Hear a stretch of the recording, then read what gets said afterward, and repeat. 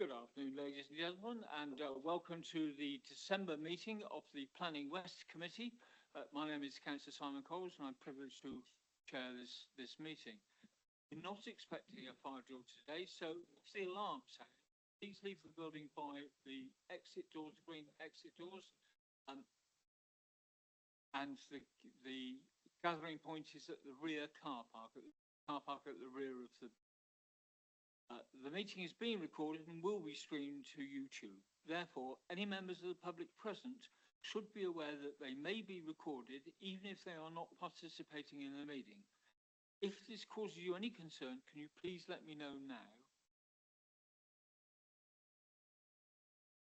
Any indications? Okay. I need to highlight that the supplement published and sent to the committee on the 16th of December was the correct site plan for item 6. And that's 38230347. The original site plan that was attached was the wrong one. The one that you will see up on the screen when the officers present is the correct one. So I apologise for that slight hitch. Okay, so we're moving to the meat of the meetings. Thank you, Chair. I've got apologies from Councillor Andy Sully, and I believe Councillor Ross Headley is also not with us today. Anybody aware of any others? I'll Ross Henley. Okay. Note that as well, please. Thank you. Okay, and item 2 minutes from the previous meeting. That's the meeting of the 19th of November. Is it your wish that I sign them as a true record of that meeting? Noted. Thank you. Do so. Okay. Item 3, declarations of interest, please. Rosemary, would you turn your microphone on? The first item, Littlemore Farm. I shall declare an interest and leave. Okay. Will you be speaking on that item or not? Sorry? Will you be speaking on that item because it's in your division, isn't it? I don't think I'm able to because I'm its next door neighbour.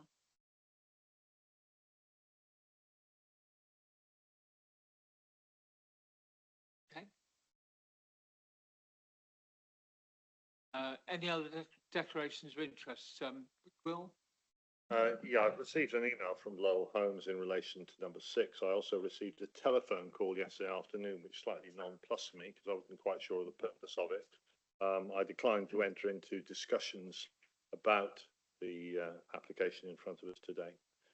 All that lasted about 3 or 4 minutes. Okay, thank you. I too, and I suspect everybody else, has received a letter from Bloor Holmes, or rather their PR agent, I think he was technically. I'm assuming everybody else received the same letter. Okay, Dawn Johnson. I have to absent myself from the Haybarn Grove voting. I have already spoken on that matter and will be speaking to object to that planning application.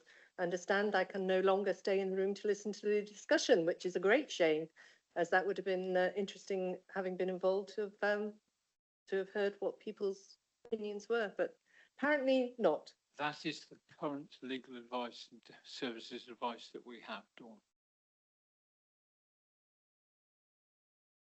Okay.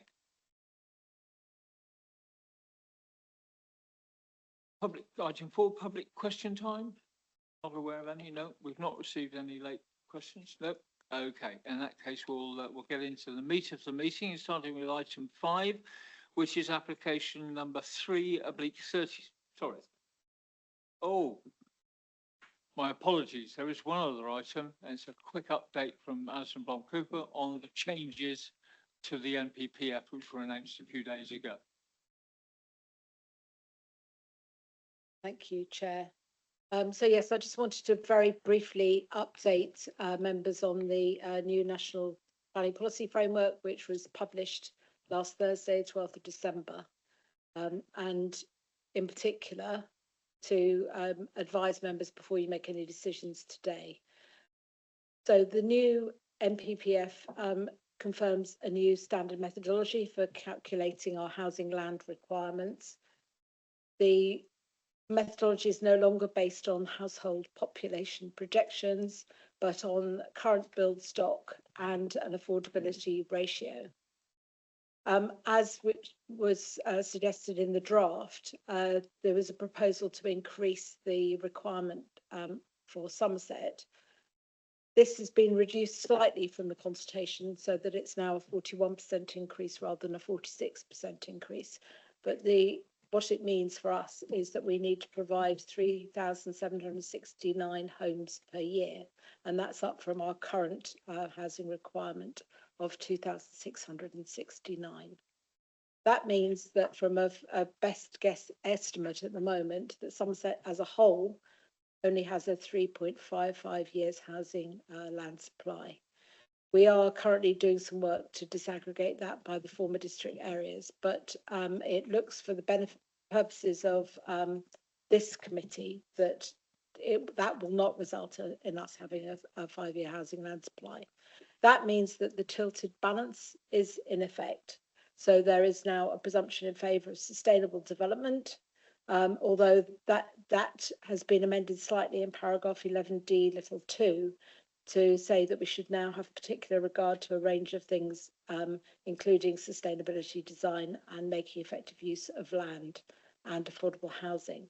But the footnote 7 says that if you want to refuse where the tilted balance is in place, you need to provide a strong rather than a clear reason to refuse. So the government are advising that this change in wording is about strengthening the presumption in favour of sustainable development. Now, I don't think on your agenda today you've got any applications which are significantly impacted by this, but it's because they're Section 73 applications or reserved matters, but you need to be aware. I'm just going to flag up a couple of other issues that are set out in the new NPPF. There is support for economic growth in key sectors, particularly laboratories, gigafactories and data centres. Some of those will be taken into the National Strategic Infrastructure Planning regime. We don't know yet what the thresholds will be for that, but it may be that we will see some of the gigafactories and data centre, which are around at pre-application stage at the moment, will be taken into that regime. There continues to be a focus on high quality design, and that transport assessment should be vision led, which is very much in line with the council's adopted placemaking principles. Paragraph 97 is new and gives local planning authorities the ability to refuse hot food takeaways and fast food outlets within walking distance to schools or where there is a concentration of them. That's as a result of some challenges that happened, but the national policy now is very clear on that. And there are some provisions, additional provisions in the new NPPF around climate change and a requirement to mitigate and adapt to climate change to be considered in preparing and assessing applications. So what does it mean for decision making? It comes into effect now. In fact, it came into effect last Thursday. So officers are reviewing all the decisions that haven't yet been issued, but whether they be refusals or approvals subject to Section 106 agreements, to determine whether there have been any changes in policy or circumstances which might materially affect the decision. So that may be to change some of the clauses or the conditions on approvals, but also to reconsider those that have been recommended for refusal in the light of our current position of no 5-year housing land supply. And then the slide at the end, I think, just gives you some links to other documents which have been published in the last week, which relates to planning. I won't run through all those today, but just to flag up updated guidance on how we assess our housing and economic needs. As I say, the new standard methodology is explained in detail in that document, and a new updated version of the planning policy for traveller sites. There is also, and I'll flag this up to members, proposed reform for planning committees and the government are not consulting it. They're engaging ahead of the Planning and Infrastructure Bill on a planning reform working paper with some options for planning committees. And this is, I think, a prelude to a national scheme of delegation, which they're intending to bring forward in the Planning and Infrastructure Bill. There's also a proposal in the next one, the working paper on development and nature recovery, to set up delivery plans and a credit system for dealing with environmental issues, and particularly nutrient neutrality, with a bank of credits effectively, and developers being required to pay to mitigate the impact of their development through that. Again, at working paper stage, so they're engaging with us and inviting comments, but it's not a formal consultation. And then yesterday we had the publication of the English devolution white paper, which is suggesting the development of spatial development strategies. So a strategic approach to planning being brought forward, and the creation of mayoral provisions so that they can call in planning applications for determination, much like the London model operates at the moment. So I will share those slides and ask them to be put up on the website after this meeting. Thank you. Okay, thank you. I've just got a query, if I may, and I know Will has a question. You made the point that Somerset is being assessed as a whole, despite the fact that we have 4 local plans that are current. Now, the lack of a 5-year HLS is not consistent across the county. It's only consistent across the county if we take all of them as one rather than the individual plans that we are working to. So I mean, here in West, we're working with 2 local plans, yeah. The old Somerset, West Somerset, and the old Taunton Deane plan. So it strikes me that it's a little unfair if we are dragged down whilst we are actually do have a 5-year HLS in this part of Somerset. Unfortunately, the change of methodology and the way in which the calculation is done means that neither the former West Somerset or the former Taunton Deane area would have a 5-year housing land supply. So yes, I've told you about the figures across the council area, but initial indications, and we haven't completed the work on it. We will be doing that in the next day or so. The initial indications are that neither West Somerset nor the former Taunton Deane will have a 5-year housing land supply. Okay, well, thank you for that clarification. Will, you had a query? Yeah, thank you. On that sort of query, I mean, it's effectively reduced our land supply by 30%. And I think the question I have to ask, and Alison, you may not know this, but is there a local authority in the country that now meets the 5-year land supply after this change in methodology? Because I'd actually be quite surprised. And therefore, that means clearly there will be, I mean, the tilted balance is one thing, but I mean, it was always when the government introduced this 5-year land supply many years ago, something like that, the great fear was that the developer could literally just turn up, buy a piece of ground, apply for planning permission, and more or less be given a shoe in. And I think that is something that would seriously concern a lot of us around here, that developments could turn up in inappropriate places. I see there was a caveat about transport, but do you have any sense on what the distinction is between a clear reason and a strong reason? No, it'll give the lawyers something to think about, though, won't it? What I would say is, yeah, a lot of authorities are going to be in a similar position to ours, but the initial indications actually suggest that the former Sedgemoor area will have a 5-year housing land supply. It's because of the change in methodology. So I think there will be some parts of the country which don't have it, and don't have to the same extent. Our planning lawyer would like a word, so. Yeah, just very briefly, strong reasons, no indication, there's no criteria being set as far as I understand, but it's on a par with something like material consideration. So as time goes on, they will emerge. What are strong reasons will depend on the circumstances, but I would have thought that they have to be very strong reasons to, but that's the word strong is a very powerful word. So there have to be quite robust reasons to refuse. And that is all we have at the moment. I'm sure that case law will elaborate on that in the course of time. Yeah, I think it's about the level of harm, isn't it? And it's about being able to identify whether some of those other issues that I flagged up, which they've mentioned in paragraph 11 about sustainability, design, etc., whether there are strong risks of harm. It sounds to me as if there's a high degree of subjectivity in all that, depending on whether you're applying for it or considering it. One final question, if I may. Does this affect the ongoing legal challenge in relation to Chelston Farm? Has it cut the ground from under our feet, or is that still in play? That is still in play, and it's going to the Supreme Court on I think it's the 17th of February. In play.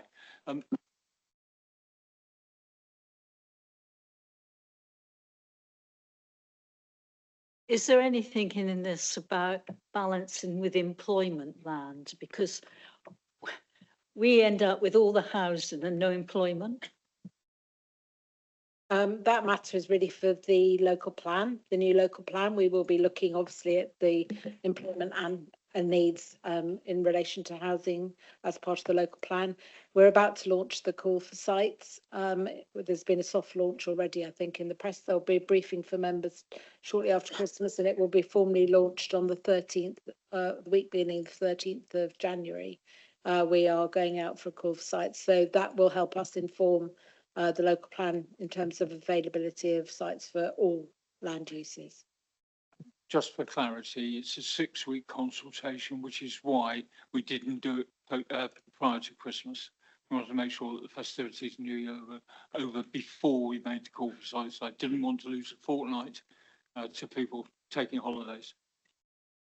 Okay, we're going to move on now to the meeting proper, and that's item 5 on your agenda, which is 3/37/23/026, and this is 026, and this is a reserved matters application, and it's the application of reserved matters following outline application 3/37/17/020 for the access, appearance, landscaping, layout and scale with additional drainage and strategy levels for the erection of 175 dwellings, which is phases 2 and 3 at Liddymore Farm, Liddymore Lane, Wellington, Watchet.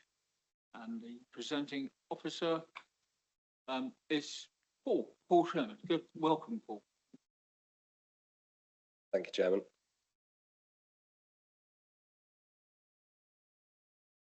Yes, so as has been described, this application relates to the reserve matters of what's known as phases 2 and 3 Liddymore Farm. On your screen now, you can see the site that the application relates to is outlined in red, and the blue land is what's known as phase 1, and that's approaching completion on site. This is the outline master plan that was submitted with the original outline application for the whole site.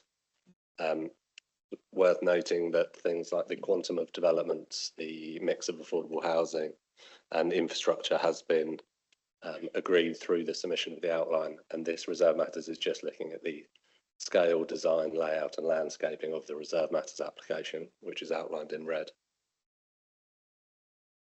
And this is a layout plan that has been provided for those 175 homes on this part of the site. The areas in orangey yellow on that screen are generally the open space areas. You have a centrally located leap and play space, areas of studs and more informal open space to the east and south of the site, as well as an area of open space and landscaping between this site and the properties on Orchard Close.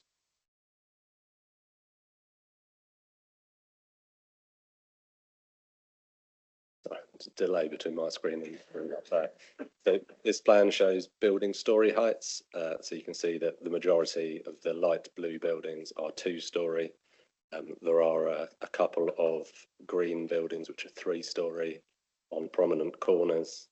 The orange is 2.5-story, again located to terminate street scenes and provide views across the areas of open space, and a small number of single-storey bungalows, which are over in the east side of the site.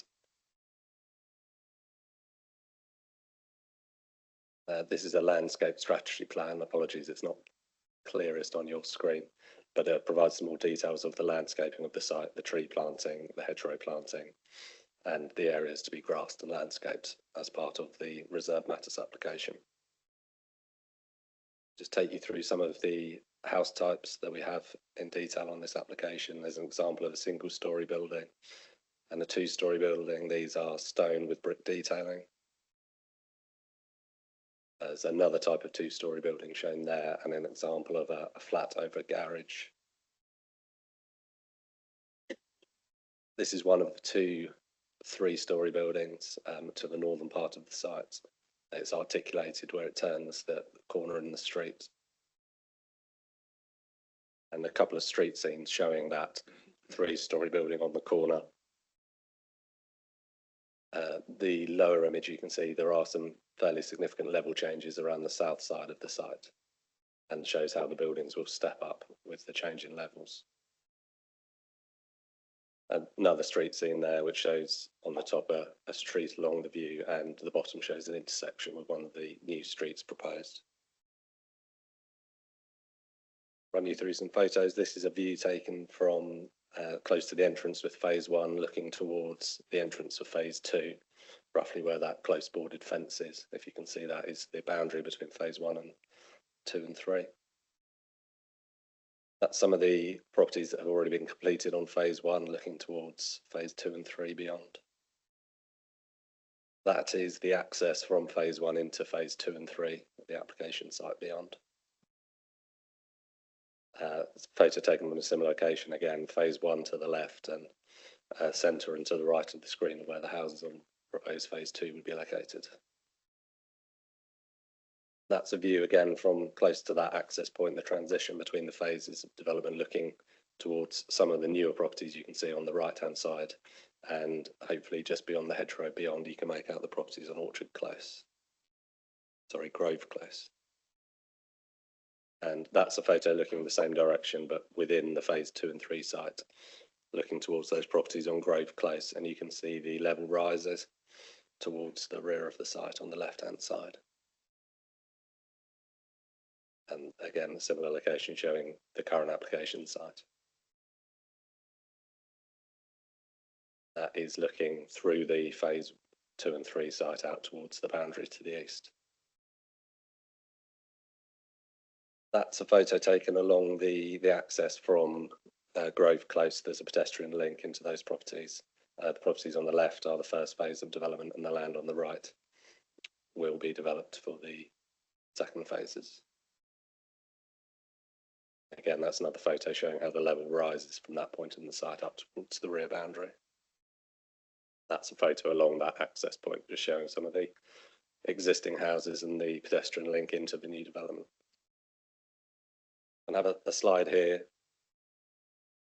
just showing the comparison between the outline, the indicative master plan submitted with the outline, and the proposed detailed Reserve Matters application on the right. You can see a number of similarities in the layout of the scheme, including the centrally located leap, the areas of open space to the south and the east. One point of difference is that the route in the south-west corner no longer creates a full loop. It proved impossible to accommodate a vehicle access to do a through route, but there is a pedestrian route that links the southwest corner up to the pedestrian connection that we saw in some of the photos earlier. So overall, officers conclude that the application site delivers a good scheme of design, building on the placemaking principles of Somerset, with active frontages and well-positioned and well-landscaped green spaces. The scale and the location and the design of the buildings is considered to be of a good quality. And overall, we recommend that the application is approved. The key considerations for this scheme, given it is Reserve Matters and the outline consent has been granted and remains extant, key considerations are the design of the scheme and the impact on character and appearance of the area, the impact on residential amenities, both existing and proposed properties, the impact on trees and landscaping, and the impact on the ecology of the site. Thank you, Chairman. Okay, thank you. I've one listed public speaker, and that's the agent, Mr. Darren Beer. Mr. Beer. If you care to come up to the public speaking bench, Mr. Beer, and when you're comfortable, push the right-hand button. The red light will come on, and when you're ready, your 3 minutes start when you start speaking. So make sure you're comfortable first.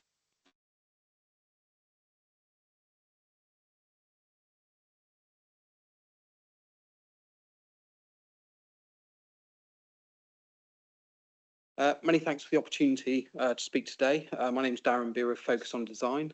We're the designers of the scheme at Liddymore Farm and the agent for Summerfield Homes. Focused on Design, we're the authors of the original master plan approved under the outline permission, and we're also the designers for the phase 1 development, which is continuing to be constructed. Phase 1 was approved in May 2021 under a scheme of delegation following a series of successful design workshops with officers and pursuant to the original outline planning permission. The application before you today is for phase 3 at Liddymore Farm, and it's been designed with the original approved master plan very much in mind, and indeed building on the success of phase 1. The principle of development is of course accepted under the outline approval and associated section 106 agreement. The balance of the phase of development has been very challenging from a topography, and between phase 1 being approved to now, the rules of highway adoptions have changed significantly, particularly for adoption gradients, meaning the southern part of the phase 2 development took a slightly different design approach in not providing a vehicular loop, as mentioned by the case officer in his address just now. We have, however, chosen to ensure that a complete circulatory set of connections is provided for the pedestrian and cyclist, all embedded into the streets and green spaces, all endorsed by the council's placemaking specialist. We've had successful design workshops with the case officer, placemaking and landscape specialist to an agreeable design that echoes and builds upon the success of phase 1. In the proposal of high quality homes, a diverse mix of dwellings and also materiality and appearance. The scheme also features an integrated network of green and blue infrastructure in line with the planning permission. In addition, the site is a development heart where all of the major connections can join and creates a memorable place with interactive children's play space as a design feature of the scheme. The final scheme proposals also provide for a further enhancements over and above what the planning permission dictated. For example, a community orchard now occupies the southeastern corner of the site. In addition, picnicking areas to the high point of the site, which offer a pleasant environment for socialising, dog walking and affording views to the north and east, are also incorporated. And it should be noted that there is actually an increase in GI over and above what the outline permission requested and was granted. The scheme is fully compliant with the requirements of the section 106 with the delivery of affordable homes in a range of agreed tenures and are designed into the scheme to be in harmony with the market dwellings and therefore no less in design, appearance or quality. Finally, the homes are proposed to be constructed using the latest sustainable construction methods and standards. So it would include the capturing of solar energy, storage facilities for bicycles, along with infrastructure for EV charging. We would consider the scheme of the highest quality and to allow Summerfield Homes the ability to continue with construction works on the site from phase 1, we would ask that the details submitted and the approval of reserved matters be kindly granted today. Thank you. Almost to the second. Thank you for that, Mr. Bear. Okay, colleagues. Do you wish to comment on this subject, Will? Thank you, Mr. Chairman. I've just read through the report again, and I see that one of the key considerations is the impact on ecology. When I looked at the application, I couldn't see any obvious concerns, and I can't see anything in the supplementary report that actually refers to it. So I would be interested to know from the case officer why that is. The impact on ecology is one of the key considerations before us today.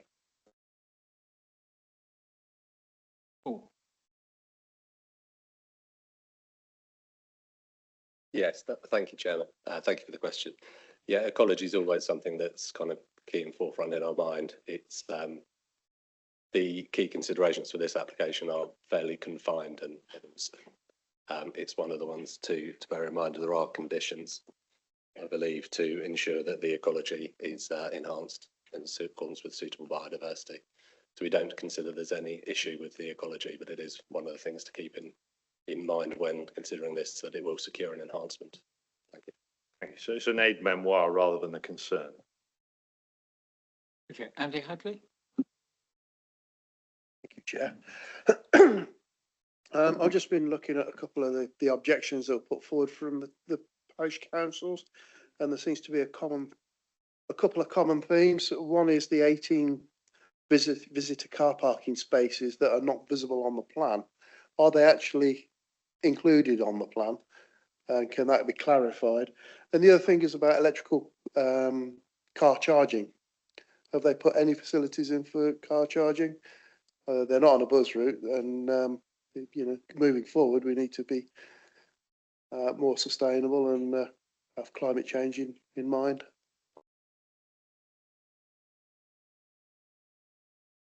Yeah, thank you, Chairman. So the visitor parking spaces are shown on the plan. I doubt you will be able to see it on the plan that I have in front of me. Sorry, it seems to keep turning my camera and microphone on again. So yes, there is visitor parking shown on the plans, though it's probably not at the scale you'll be able to see here today. Officers are satisfied, and in consultation with the Highway Authority are satisfied that suitable visitor parking is available, both in terms of identified physical spaces and where people may potentially park on the street if those spaces were full. In terms of EV charging, this goes back to the kind of principle of development that was established through the outline. We wouldn't normally look to put those kind of conditions on a reserved matters application when the principle is already established. And the requirement for things like EV charging and sustainability would have been set at outline stage. I hope that answers your question. To provide a bit of reassurance though on the EV charging, what Paul said from a planning perspective is quite correct. However, through the recent, of the last 2 years, changes of the building regulations, new dwellings are required to have EV charging within the curtilage. So it won't be delivered specifically through the planning permission, but it'll be required through other regulations that we can rely upon. That's right. Not just the duct in it, not just the power, it's the actual socket that would be used as per the building regs. Okay, Councillor Farmer. Thank you, Mr. Chairman. To see the site delivering 31% affordable homes is really welcomed. And I wonder sometimes that why we can actually see delivery of affordable homes in this site and not in other sites. Having said that, the affordable homes are peppercorned, I understand, across the sites of the development. Are they open to immediate people living in Williton and Watchet, or are they open to the wider residents? Thank you, Chairman. Yeah, so we've been in discussion with our housing enabling colleagues in relation to the layout and the mix of the affordable. It's worth noting that the requirement for affordable is established by the legal agreement on the outline. All this does is identify where those units are. They will be available to local people, but as far as I recall, there is no requirement for them to be only available to local people. So there's no local connection. But that was a matter that was dealt with at outline, and is not a matter for consideration today. Thank you, Chairman. Okay, Dave Mansell, please. Yes, thank you. I thought I'd just follow up on the electric vehicle charging points. So I mean, clearly good to hear that they should be expected from the building regulations.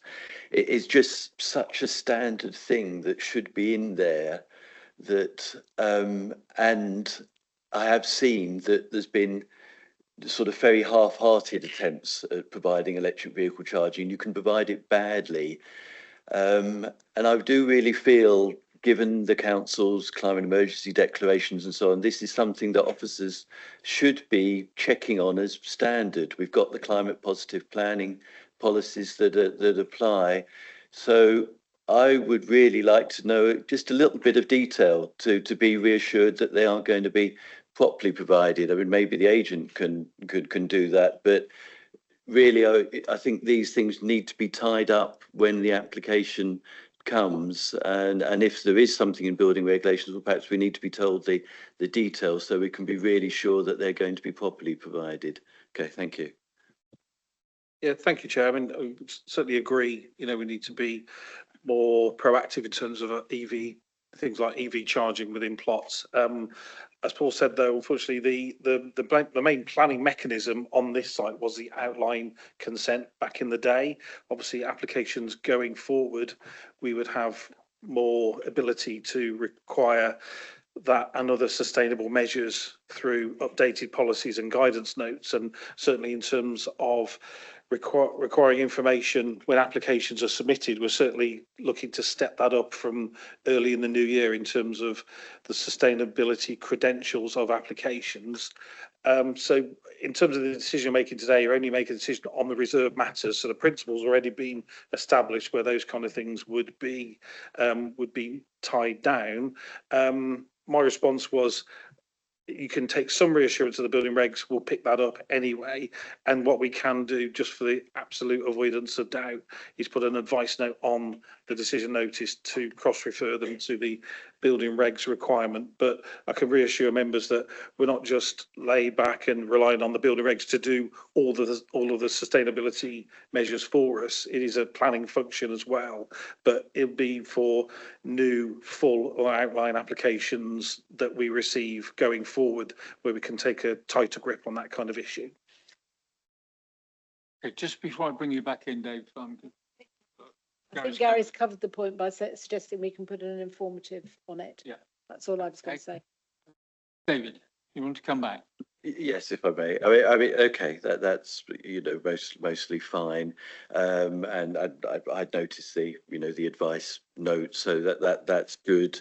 Sounds as though maybe the most that can be done in the circumstances. But just to make the point, we passed the climate emergency declaration years ago. Now it's been council policy for a good long period, and I do think we need to keep asking on these questions and on energy aspects of the buildings as well, because for one, I don't feel we've been paying enough attention to this when the council has indicated its intentions on this quite some time ago.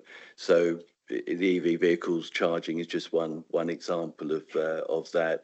So I do hope future applications we can have the reassurance with the application in a bit more detail, and we pay attention to the other aspects of energy too. But the response for now is fine. Thank you.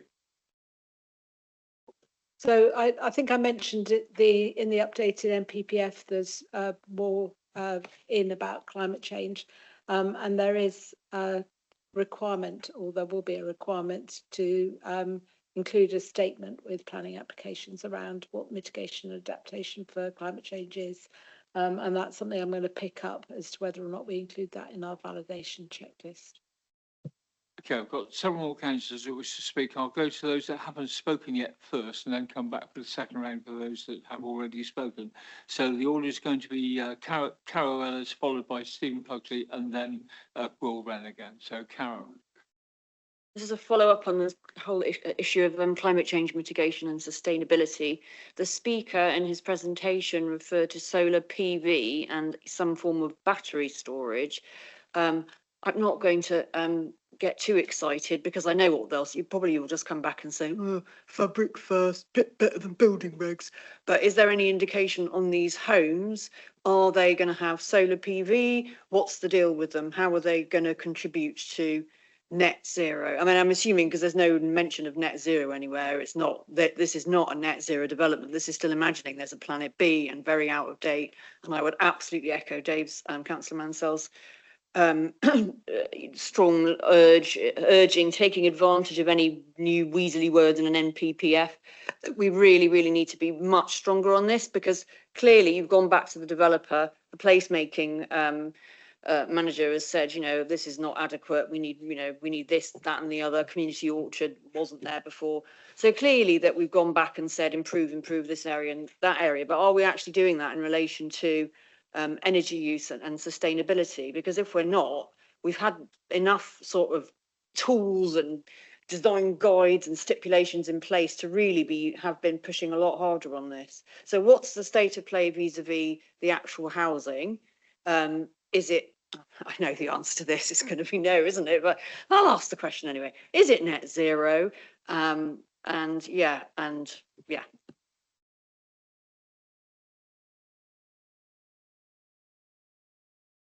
Thank you, Chair. Yeah, so the scheme's not net zero, and sustainability measures would have been, again, one of the things that was established through the outline. It's worth bearing in mind this was an outline that was submitted in 2017, granted in 2020, and this application is the reserve matters, so it only deals with the design and appearance of the buildings, the layout of the sites, the scale of the buildings. It doesn't seek to readdress or review the sustainability and other things that were approved at outline stage. Thank you, Chairman. And I think that would be my point, Mr. Chairman. There's a relatively narrow range of matters that we are being asked to consider this afternoon, which are laid out quite clearly in the description. They all seem to have been addressed successfully by the conditions, and under the circumstances, I'm happy therefore to move the recommendation for approval in as outlined in item 2.3. So I will move the approval. I've got one other, Will wants to come back on something and I'll look for a seconder. Thank you, Mr. Chairman. Apologies for this. If it was passed in March 2020, it was under the Somerset Western Taunton regime, and I guess I must have been sitting on the planning committee that day, although I confess I can't remember it. Normally, when we're given outline applications, it's generally for development as housing with possibly access of the detail. Now, I don't, and what I've just heard, and forgive me if I've misunderstood what's been said, is that there were several of these sustainability aspects covered within the original outline application, which rules them out of discussion today. Is that correct?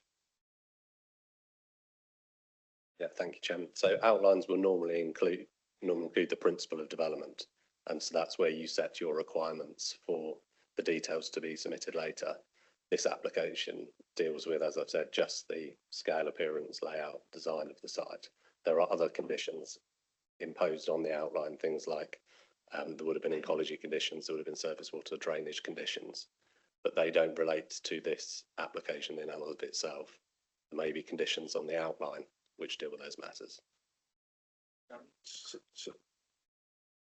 Only to flag that it was those issues, those in principle issues, are either dealt with or weren't dealt with, or so the remit for the reserve matters application are the matters in hand, really, in terms of, as Paul has set out. We unfortunately weren't able to kind of go back to reassess the proposal in principle. So if we wanted, so to be clear then, if we wanted electric charging points to be as part of the planning condition, we'd have to refuse. Is that right? I think it's not in scope for this application, because you're dealing with, it's reserve matters, so it's effectively like discharge of the conditions of the original outline. Those higher level things, like, for example, the proportion of affordable housing, they would have been or have to have been considered at that outline stage. At this stage, reserve matters, it's scale, layout, design of the individual dwellings. It's fairly limited, the scope of this application, because there's already an outline permission on the site. What you're saying is that we can only discuss what's in front of us, and if there's a planning policy that's been missed out by this, or has not been addressed by this particular application, we have to ignore it. I'm afraid so, yes. Okay, Stephen, did you want to come back? Well, sorry, it's not a particularly welcome thing to say, but these are the things that if needed to have been talked about at the time when the outline was granted, not trying to introduce them now. That moment, that ship sailed, as they say. Okay, so I'm looking for a seconder. Stephen Puggley has proposed it. Norman Cavill has seconded, so can I see those in favour, please?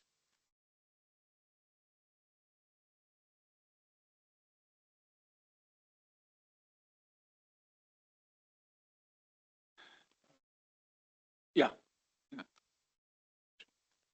Okay. Thank you very much. Okay, we're going to move on to agenda item 6,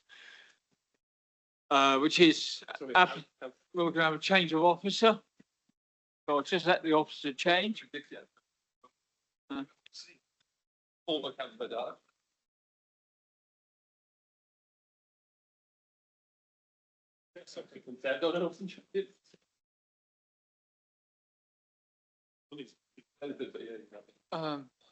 he going now?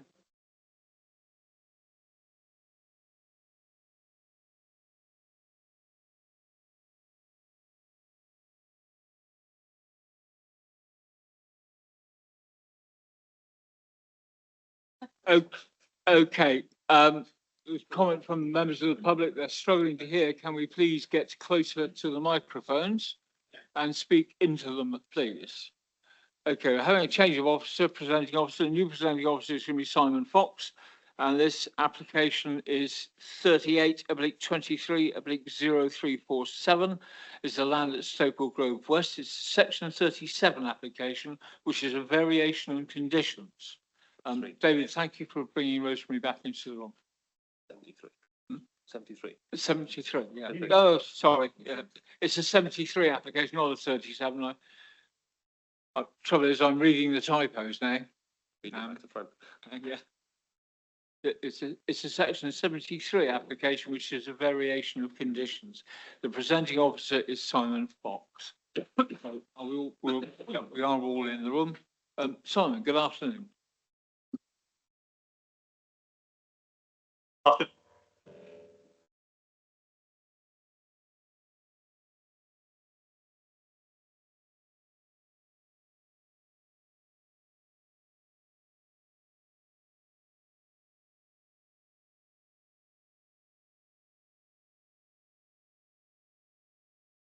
Yes, this is application 38230347.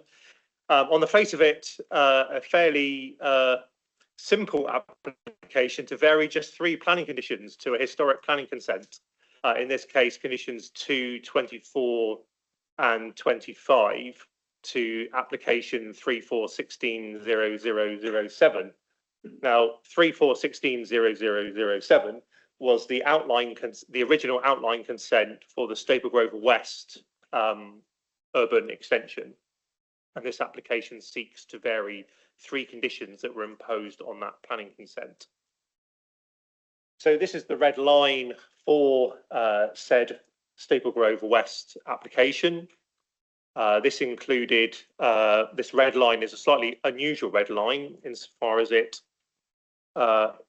includes the spine road here, and it includes a big arc of woodland bat mitigation planting around here. So that's why it's a slightly odd shape. There's also slightly odd arrangements here that allow for surface water attenuation related to those aspects. But the main bulk of the site is from, this is Whitmore Lane, and the main bulk of the site is to the west of Whitmore Lane. This is the Stapel Grove area on aerial photography, and the whole allocation extends from Stapel Grove Road, the A358, arcing across the top of Stapel Grove Village, right over to Taunton Road and beyond up to this boundary here. So again, we've got Whitmore Lane, which runs up through here, and that is effect the midway point between east and west. This was the approved master plan. So the application went to planning committee twice in 2017, September and October. And then it took a further 2 years to complete the legal agreement, and the consent was issued in 2019. So this is the approved master plan. And the first of the 3 conditions that is to be varied is condition 2, which set out the plans by which the development should be built out in accordance with.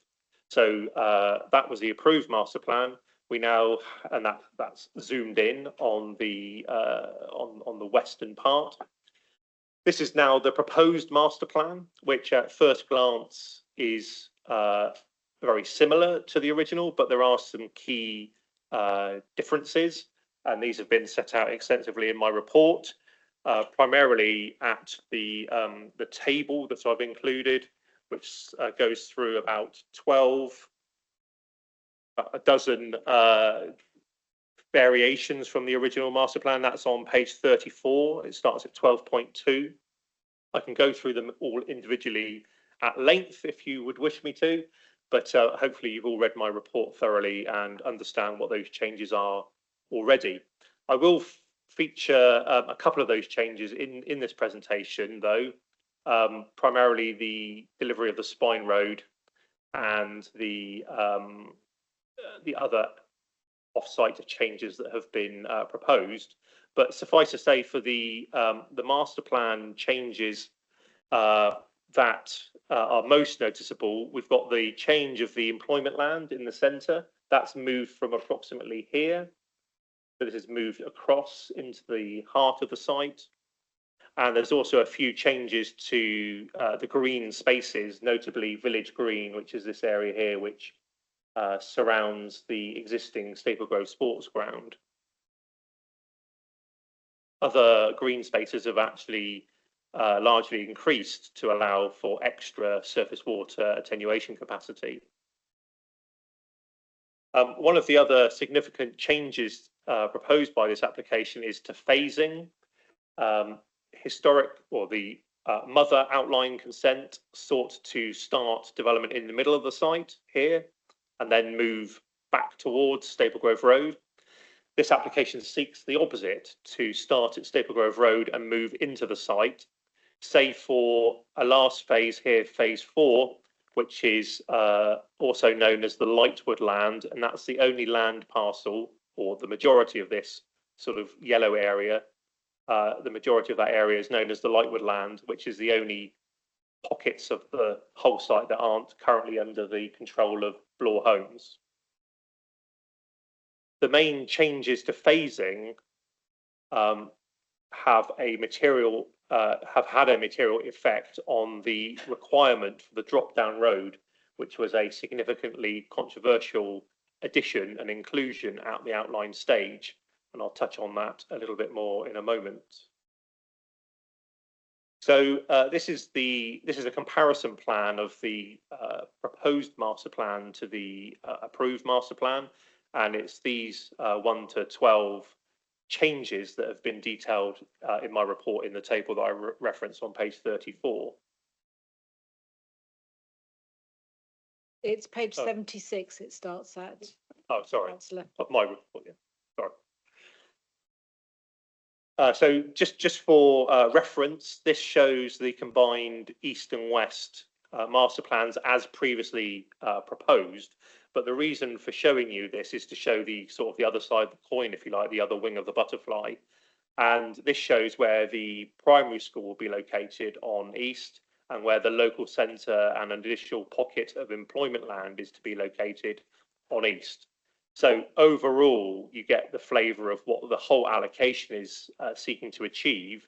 Of course, West can only achieve what West can achieve, and what West has been sought to deliver through that 2019 approval. One of which comes to our central point here, which is around the delivery of the central spine road, this east to west, west to east linkage between Taunton Road and Staple Grove Road. This is the alignment plan that's appended to the legal agreement, and this was a matter of some debate and consideration at the outline stage. When you split it down into east and west, the red line is an overlay of the spine road on west, the blue an overlay on the road on east. As you can see, just proportionately, the road over west is twice as long as that on East. And it was with some trepidation that we first heard that the developers were seeking to change the delivery mechanism for the spine road, given the way that the original outline had been negotiated and ultimately sanctioned by the planning committee. That resulted in condition 24, which set out that the construction of the internal spine road end to end should be completed in full within 5 years of first occupation, or a maximum of 200, although it said 250 in the legal agreement, of the residential units hereby approved being occupied, whichever is first.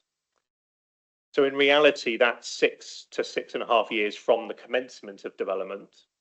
And it was absolutely critical through the negotiations on this planning application that we safeguarded the delivery of the road end to end. But there is a break in that delivery, and therefore some nuance in the alternative Section 106 clauses that have been negotiated. To that end, Bloor Homes are now proposing that the delivery of the spine road to the boundary with Stapleford Grove East, which is effectively Whitmore Lane, should be delivered in full within 3 years from commencement.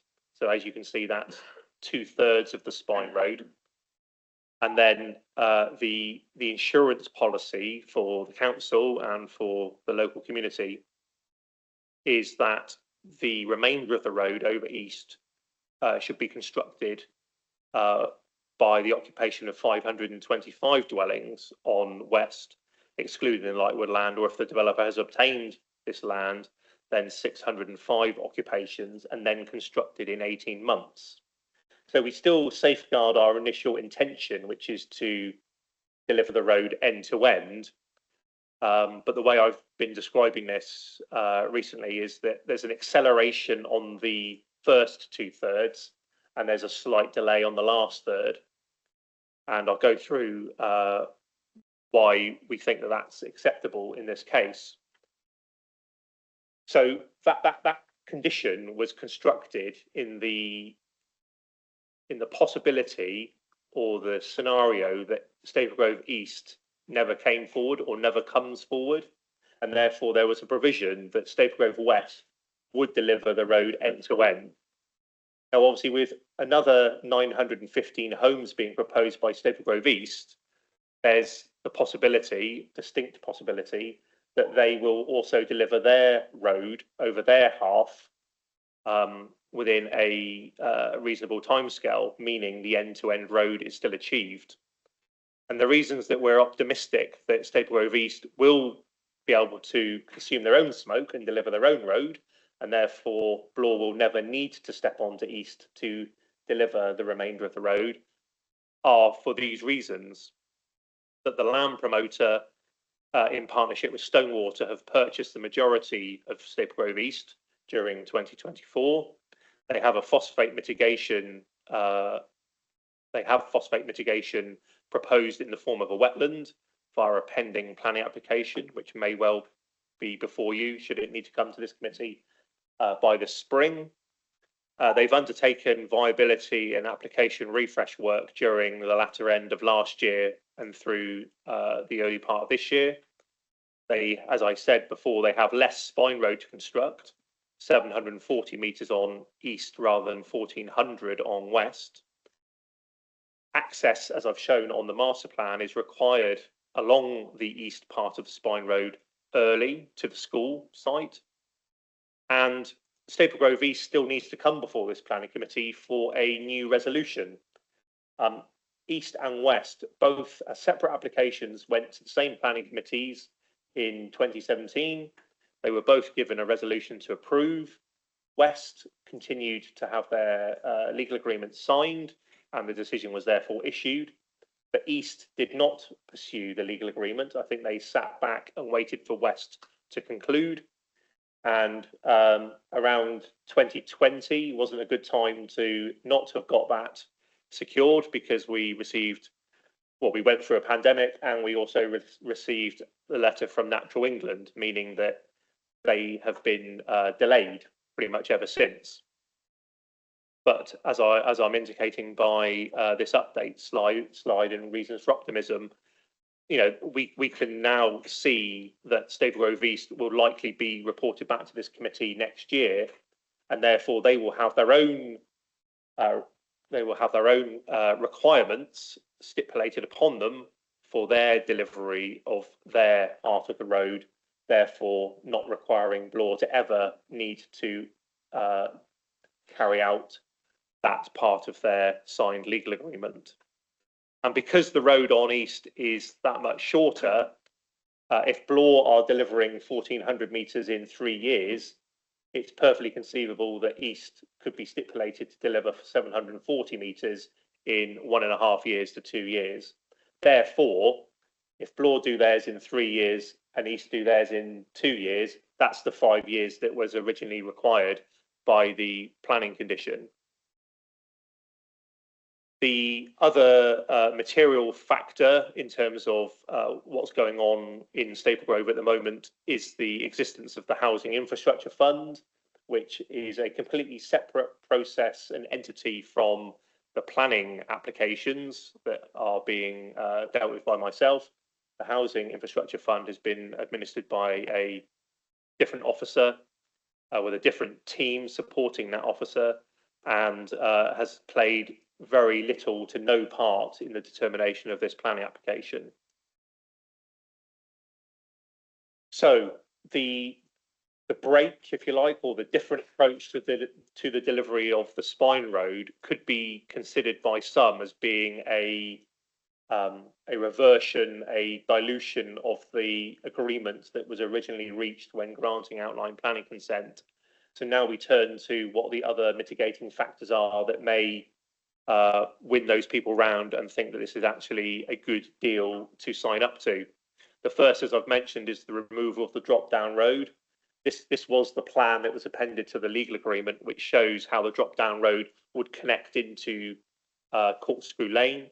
This had the effect of taking construction traffic across along Corkscrew Lane, across the heads of Whitmore Road and Clifford Avenue onto the Kingston Road and then south into the town centre.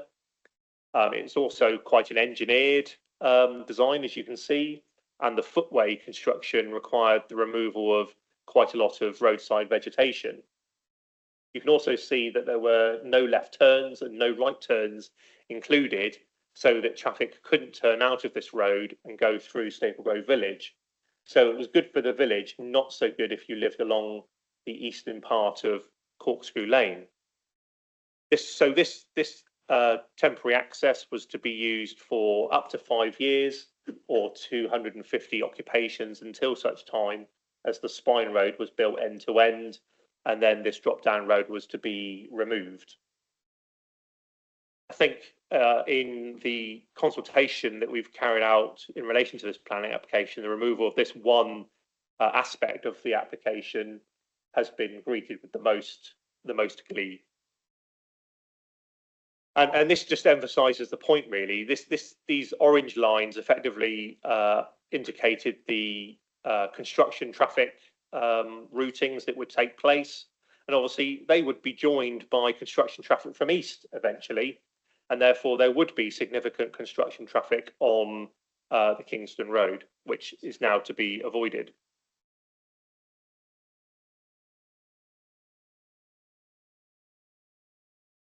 Sorry, my presentation's frozen here. It's saying got to stop.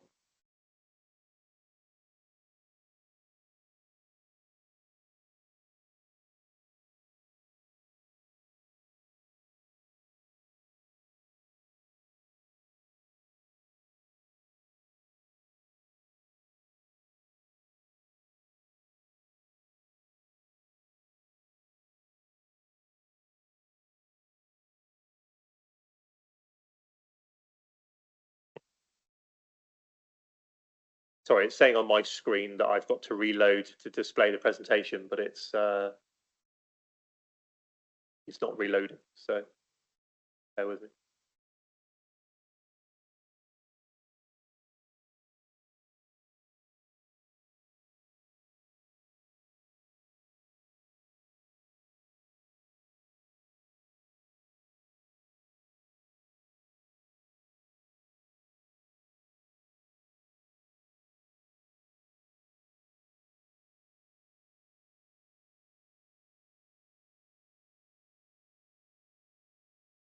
does it make a difference if I try and present it, share it as a, rather than presenting it through Teams, or do I have to present it through Teams?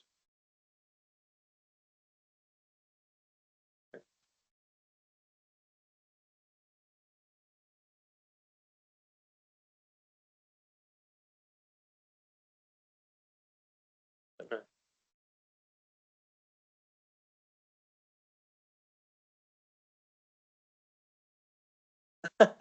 Quite.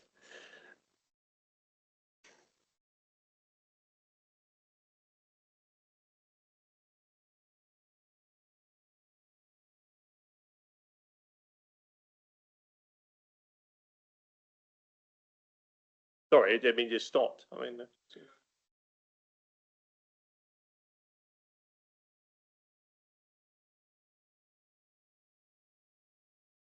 I might just have to take a 5-minute recess just to get this. It's just stopped.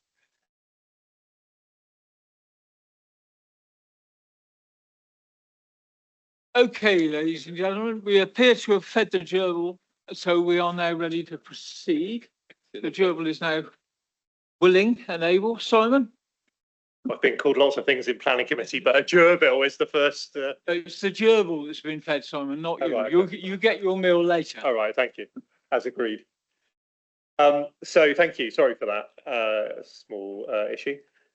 So the removal of the drop down road is seen as a significant benefit. The change in phasing, though, however, takes development to the far western end, and this has attracted issues relating to pedestrian and cycle connectivity in a easterly direction, because when development was to start in the middle here in phase 1, it was to be served by a footway tracking the drop down road onto Corkscrew Lane, and then provision was made for a footway onto the south side of Corkscrew Lane, and then onwards. Now, it's important that connections are retained and maintained to the east, because the early primary school places that this development will utilise are located at Wellsprings Primary, which is to the east, and the secondary school, Parland Academy, is also further to the east as well. So this has brought about an issue around walking to those facilities. The orange arrows show the points of pedestrian connection from Stoke Grove West. So you can see that it's very well connected by reason of the intervening lanes and roads that are to be severed by the Spine Road, and also 2 rights of way which run north-south through the site. But the removal of the drop-down road removed that pedestrian connectivity. So in negotiations with Bloor Homes, a series of works have been proposed along Corkscrew Lane and Manor Road in order to re-provide that facility, which will also be of significant benefit to the rest of the village. So this blue arrow is the start of the journey, basically, that we're about to take. So on Manor Road, this is where the pavement runs out, and somewhat sort of spookily, I guess, we've got a speed watch on Manor Road, which also gives you some indication that there's actually a bigger issue here. We've got no pavement, and we've also got speeding vehicles. So that's where the pavement ends, but it's proposed to extend that pavement through this sort of forecourt area, which is all adopted highway, into the far distance here. So we track this along again to bring a pavement along Manor Road along here, to then dive into the development site. So this is where the development site touches Manor Road, and you can see it gets increasingly narrow with no verge whatsoever to take refuge in or on. So the pathway will dive in through this field gate and run on the inside the hedge and emerge over here at Orchard Cottage. So this is the plan for that section, which shows the continuation of the footway right along here, and then in that gateway, and then on the inside the hedge over to the right of way at Orchard Cottage. In terms of that speeding issue, if such exists, and to allow the width for the footway to be created, there is a new priority yield system that is to be included in those works. So there's multiple benefits in that alone. The pathway within the development site will be lit as well. So this is a suitable sort of route for all occasions.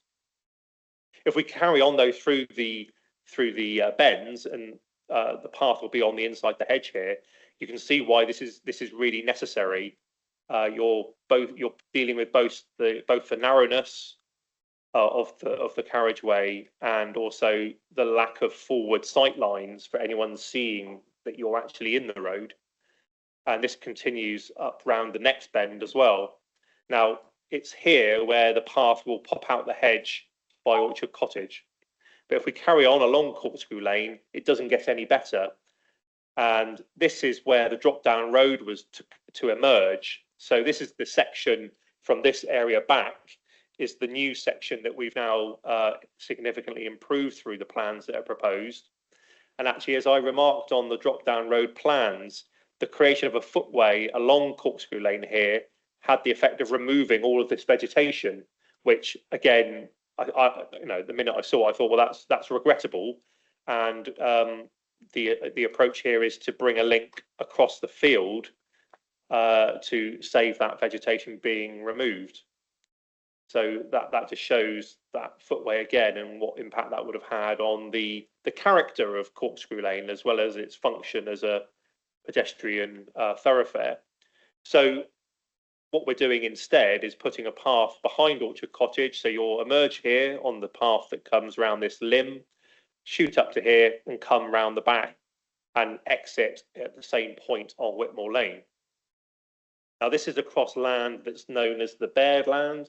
They were the previous landowners, and this is alternatively known as the drop-down road field, but it replaces the drop-down road field connectivity that was lost by the removal of that temporary access.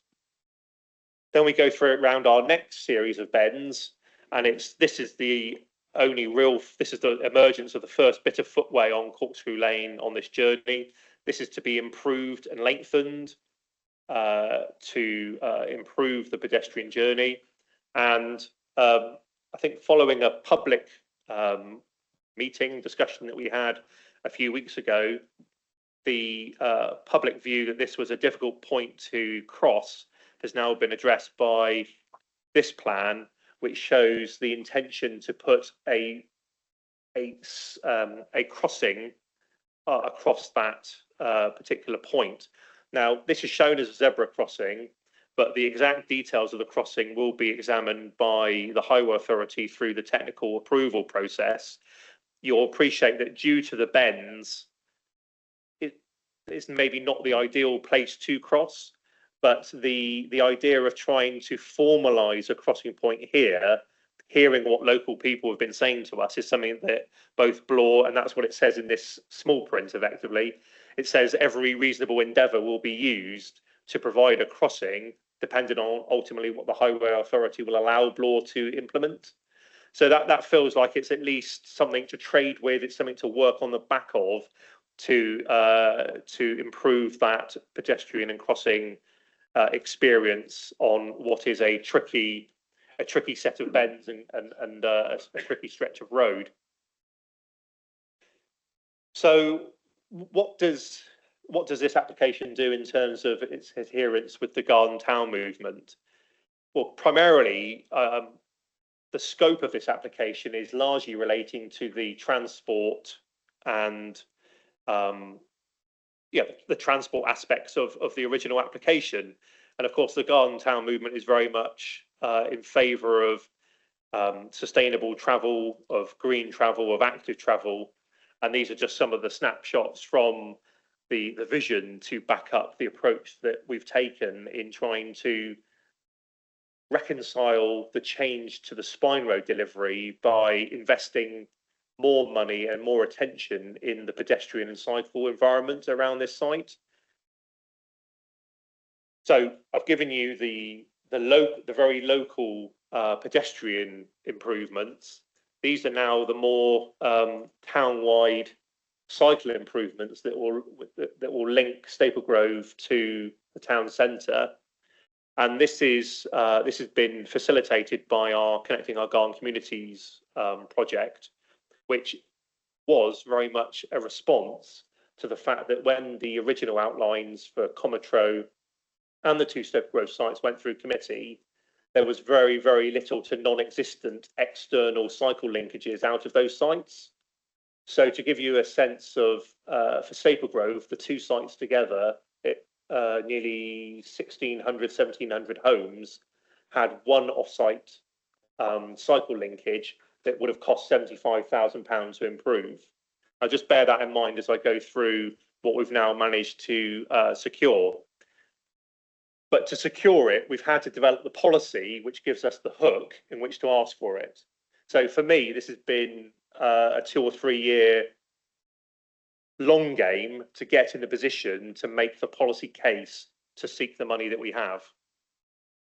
Now, the first route, or one of the routes that we've linked to Staple Grove, is via Bindon Road. It's Route 1, and that ultimately goes to the town centre. Now, this isn't the greatest image, but you can see that it uses existing pathways that can be improved. It goes over existing highways that could have better crossings. It goes through quiet streets that could be better signposted. And that's what the Connecting Argyle Communities project is all about. It's about giving realistic end-to-end connections from Argyle communities to the places that people need to get to. So that's Route 1. Route 2, which isn't actually part of this application, but will be part of East, is to deliver a similar route out to Taunton Academy. And Route 3, which is the other one part of this application, is a linkage via Clifford Avenue and due south over Greenway Road, which takes you into the railway station and then the town centre. Allied to the Connecting Argyle Communities project, which emanated out of Somerset West and Taunton Council, the LCWIP, which is the walking and cycling plan, which was very much a county council come highway authority approach to cycling, also established various routes. Now, one of their routes, the purple route, is Route 3 in the Connecting Argyle Communities document. But by having routes, in the case of Route 1, this is the first sheet of many sheets showing the link into the town centre, though that route has actually been designed up to a reasonable standard to allow costings to be created, and then therefore a more more informed amount of money be secured from the developers to know that we can deliver that route end to end. So Route 1 is fully designed, Route 3 isn't, but is informed by costings that come out of the LCWIP.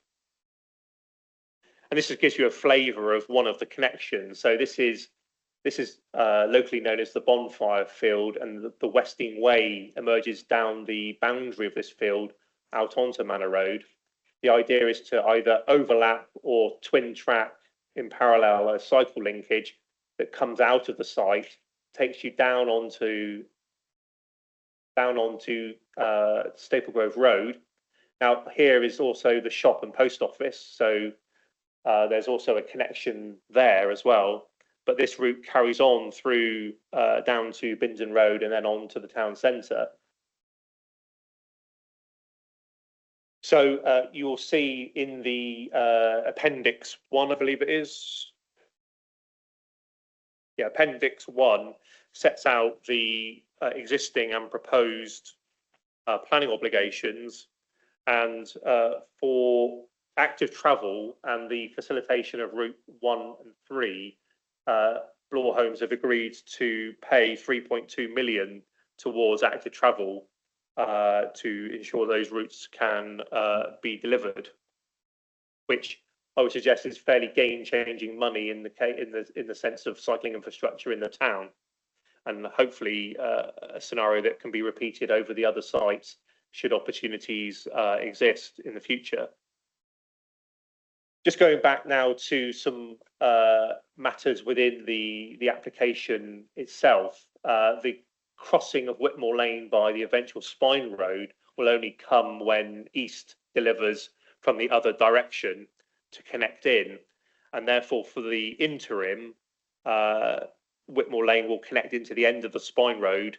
There will be bollards to effectively close off Whitmore Lane, and there will be a turning head created for vehicles to turn at the end of that severed highway. The bollards will be demountable bollards to allow also for emergency access. And that just shows what that was the detailed plan. This just shows you the master plan and the aerial photography to show how that would work. So effectively, just after this cluster of development at Whitmore Lane, there'll be a turning head here. You can see the tree there is the tree there. The Spine Road comes in underneath that tree. There'll be a turning head, and Whitmore Lane will be severed at that point. On the north side, then in the long term, when the Spine Road continues across, there will be a simple T-junction on the north side to allow traffic to go north. Similarly, we've got Rectory Road, which also is going to be crossed by the Spine Road.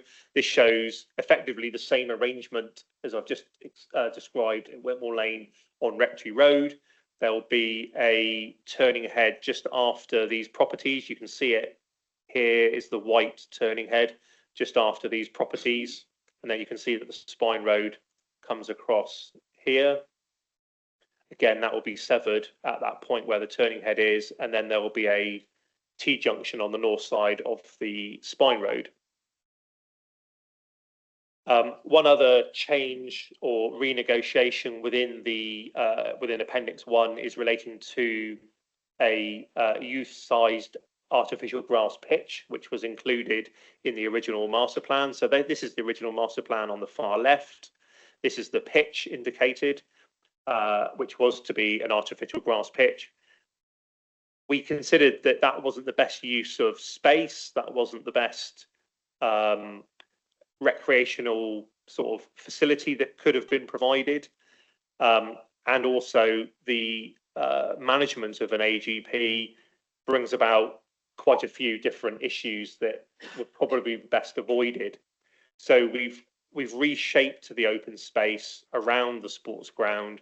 We've provided a smaller mugger, a multi-use games area, relocated the play area and brought some surface water attenuation rather than the subsurface concrete tank that was otherwise to be located under this green space to create a much nicer environment.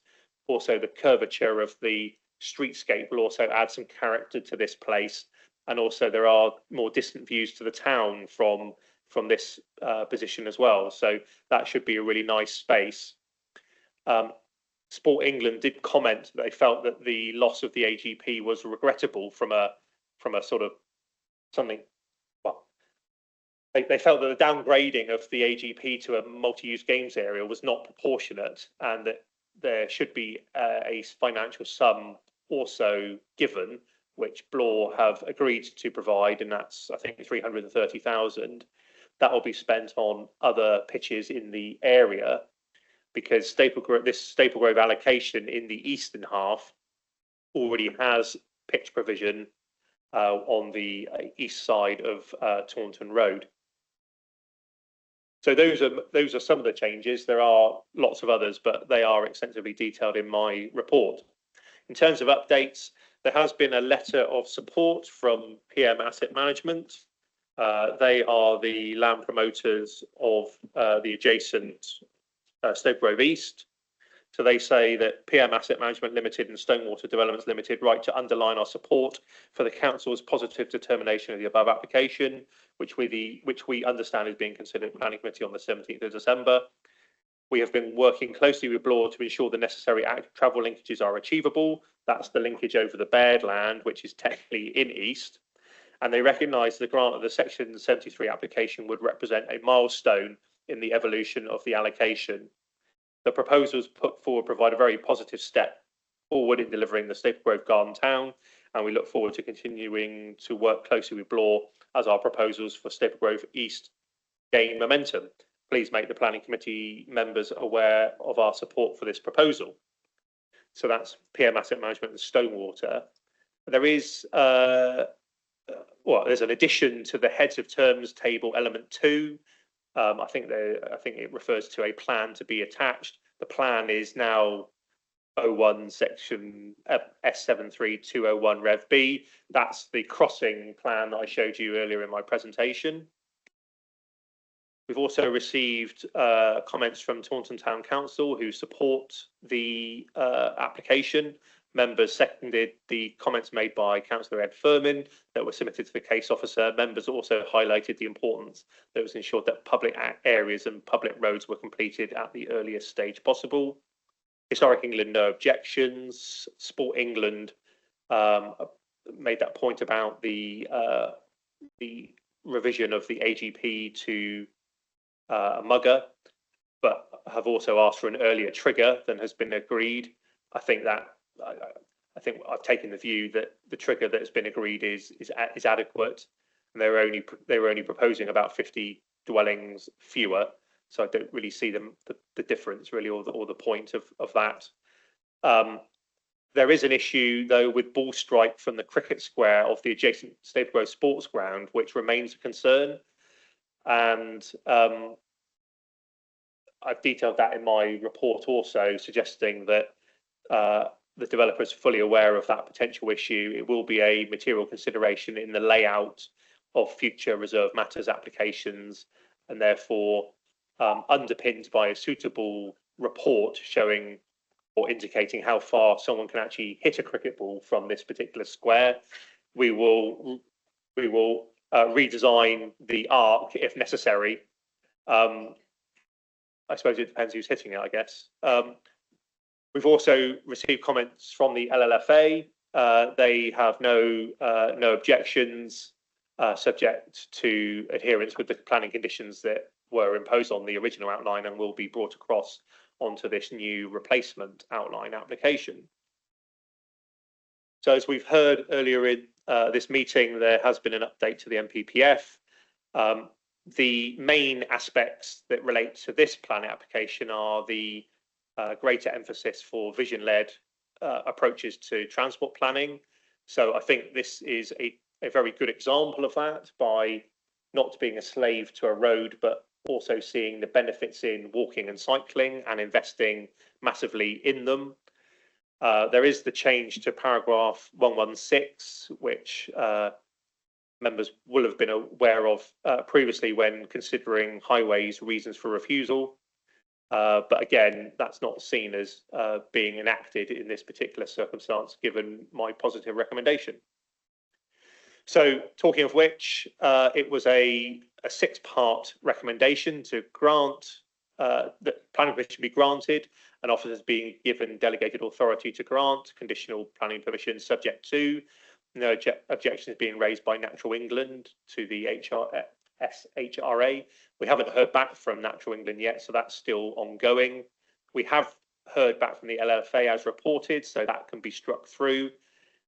We haven't heard from National Grid, so that still remains live. And I understand that the Baird Land Agreement has been signed, but I haven't seen it yet, so that remains an issue to be resolved post this meeting.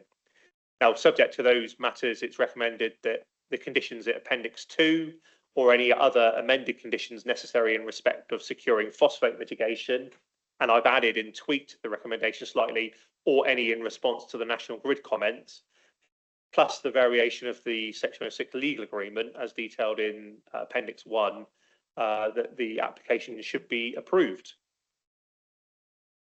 Now, just to summarise the material planning considerations, the approval for outline consent was granted in 2019 with a legal agreement. The application is limited in scope as a Section 73 relating to 3 conditions of that 2019 approval.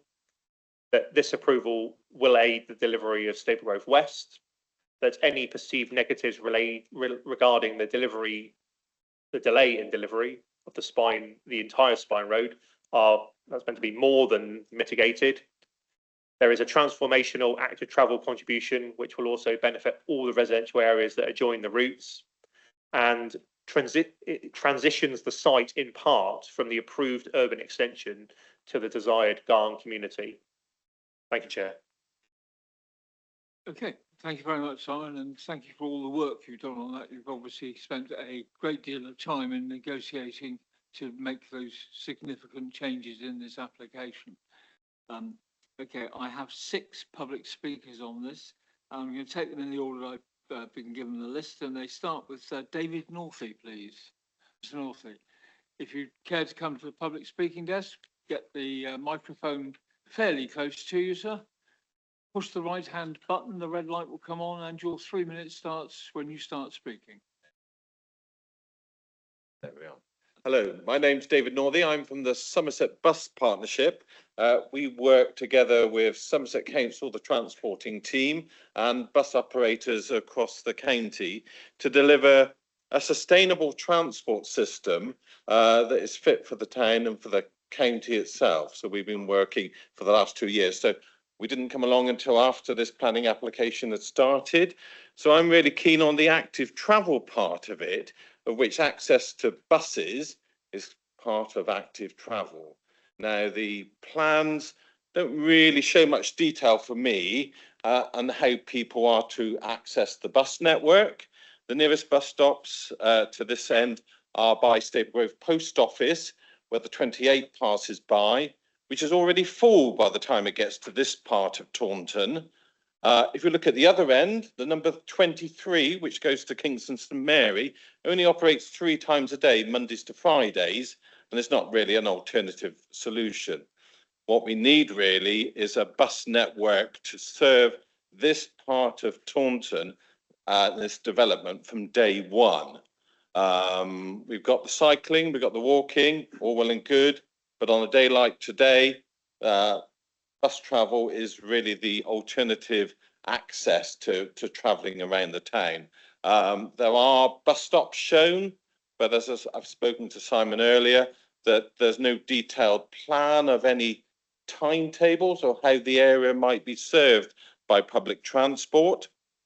The money allocated to the bus service, yes, all well and good, but if you don't know what the bus service is going to be, how much do you know that this contribution is going to cover any proposed bus network? If we look at developments in Stocksmoor and Wilstock in Bridgewater, similar size, they built in the bus gateway, but never agreed to how the buses were served. It's been there for 5 years, not one bus. Neville's Farm in Taunton, similar contribution. We started off with a good bus service, but we didn't end up having a proper strategy, and now we're down to 1 bus an hour, which doesn't serve the area properly. So we really need to think how we serve these areas of both east and west Staple Grove along that spine road, and people access the public bus network, because it's the link that grows this community here in Taunton, and making sure that we access not only the town centre, but the hospital, the college and the railway station. If you went to the railway station today, you wouldn't find a parking space after 10 o'clock in the morning. There we are. Thank you. Thank you, Mr. Northey. Okay, the next speaker is Councillor Edward Furman, please. Good afternoon.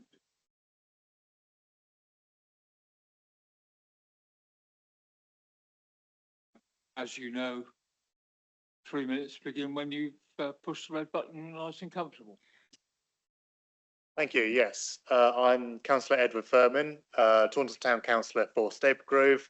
I also represented Staple Grove at the previous district council. I'm supporting the changes made to the original conditions, and therefore supporting the application. Removing the usage of the drop-down road at Corkscrew Lane and moving the employment land to a more central location, as well as giving the definitive conditions to completing the spine road, should any of the eastern developers not fail to progress their applications, will give a more cohesive development to current residents and give better assurances that the main elements of the site will make it a community that makes it a community and not be abandoned because of feasibility. So it won't be, the spine road won't be abandoned because of costs or any such other conditions. The inclusion of the foot and cycle paths to give better safe passage along Manor Road and Corkscrew Lane will help with cycle link safety for residents of both the old and the new houses. I would like to highlight that because the employment land will be in a residential area, the type of business that occupies it should be retail or office or professional and not include industrial complexes or any type of engineering work, as it would still be a rural location and it would not be appropriate.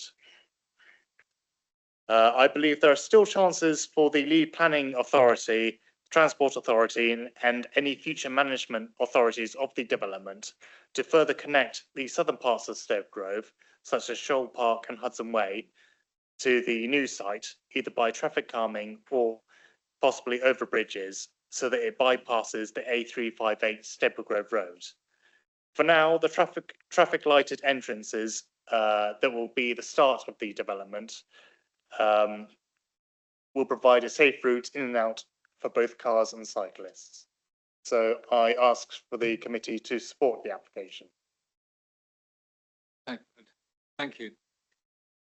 The next speaker on my list is Mr. David Lawson, please.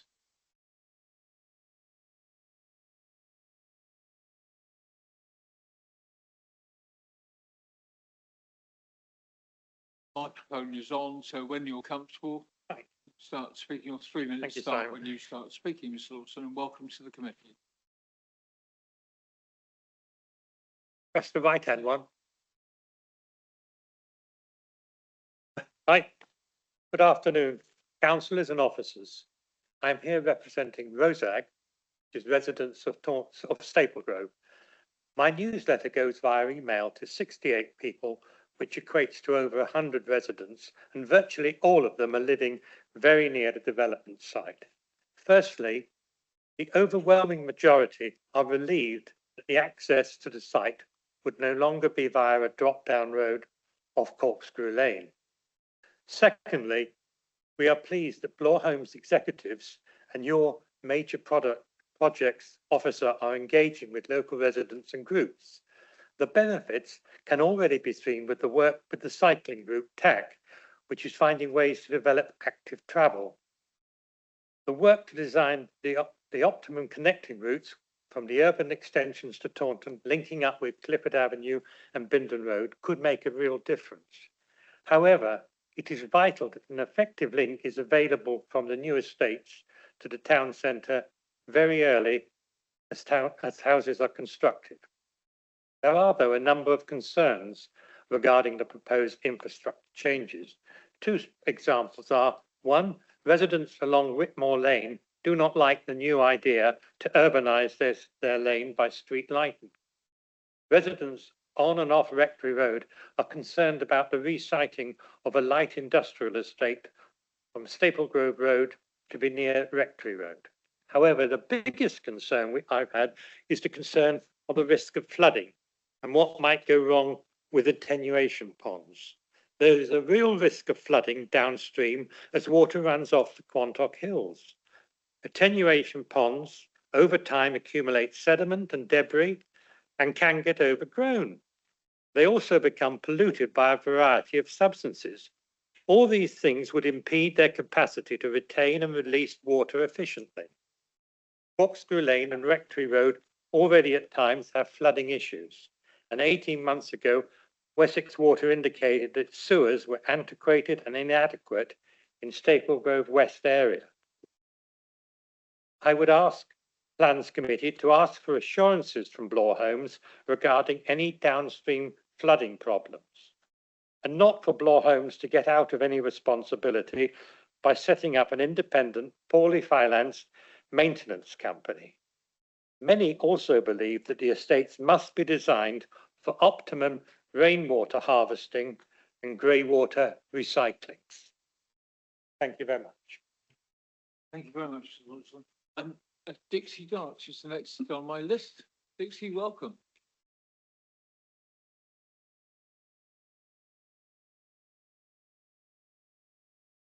You two have 3 minutes when you start talking, when you're comfortable.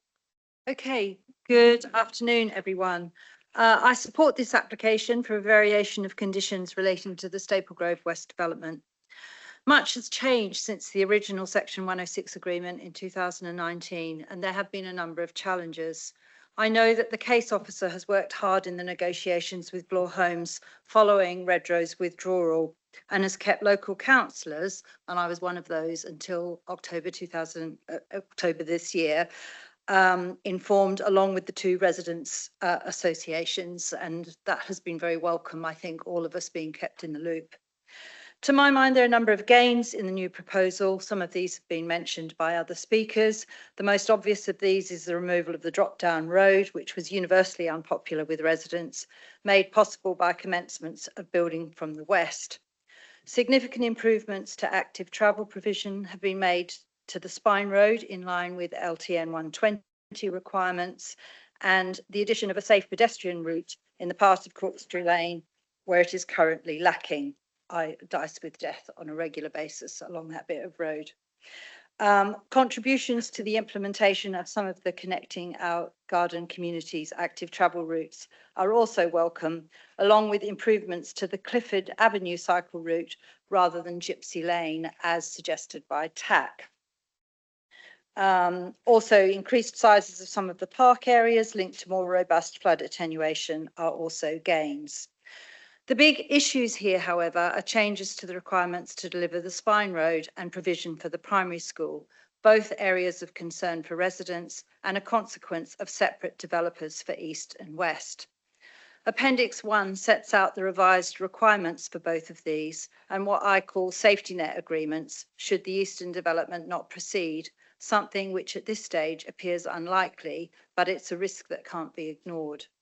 The details in Appendix 1 require close reading, but for me, they do provide assurance and offer a pragmatic way forward. I note the negative comments from Active Travel England about the Western Road junction, and I share frustration about this, aware, however, that this was approved several years ago. I would like to echo the comments of Kingston Parish Council, which requests careful attention is given to the junction at Taunton Road or Kingston Road, given there remains the opportunity to get this right. To conclude, I don't think this is a perfect outcome. I do think it's a workable way forward with built-in safety nets, and having been informed of developments along the way, I know there has been robust challenge to the developers and constructive compromise through the negotiations. Thank you. Thank you. The last public speaker, sorry, two more public speakers. Christine Briggs, please.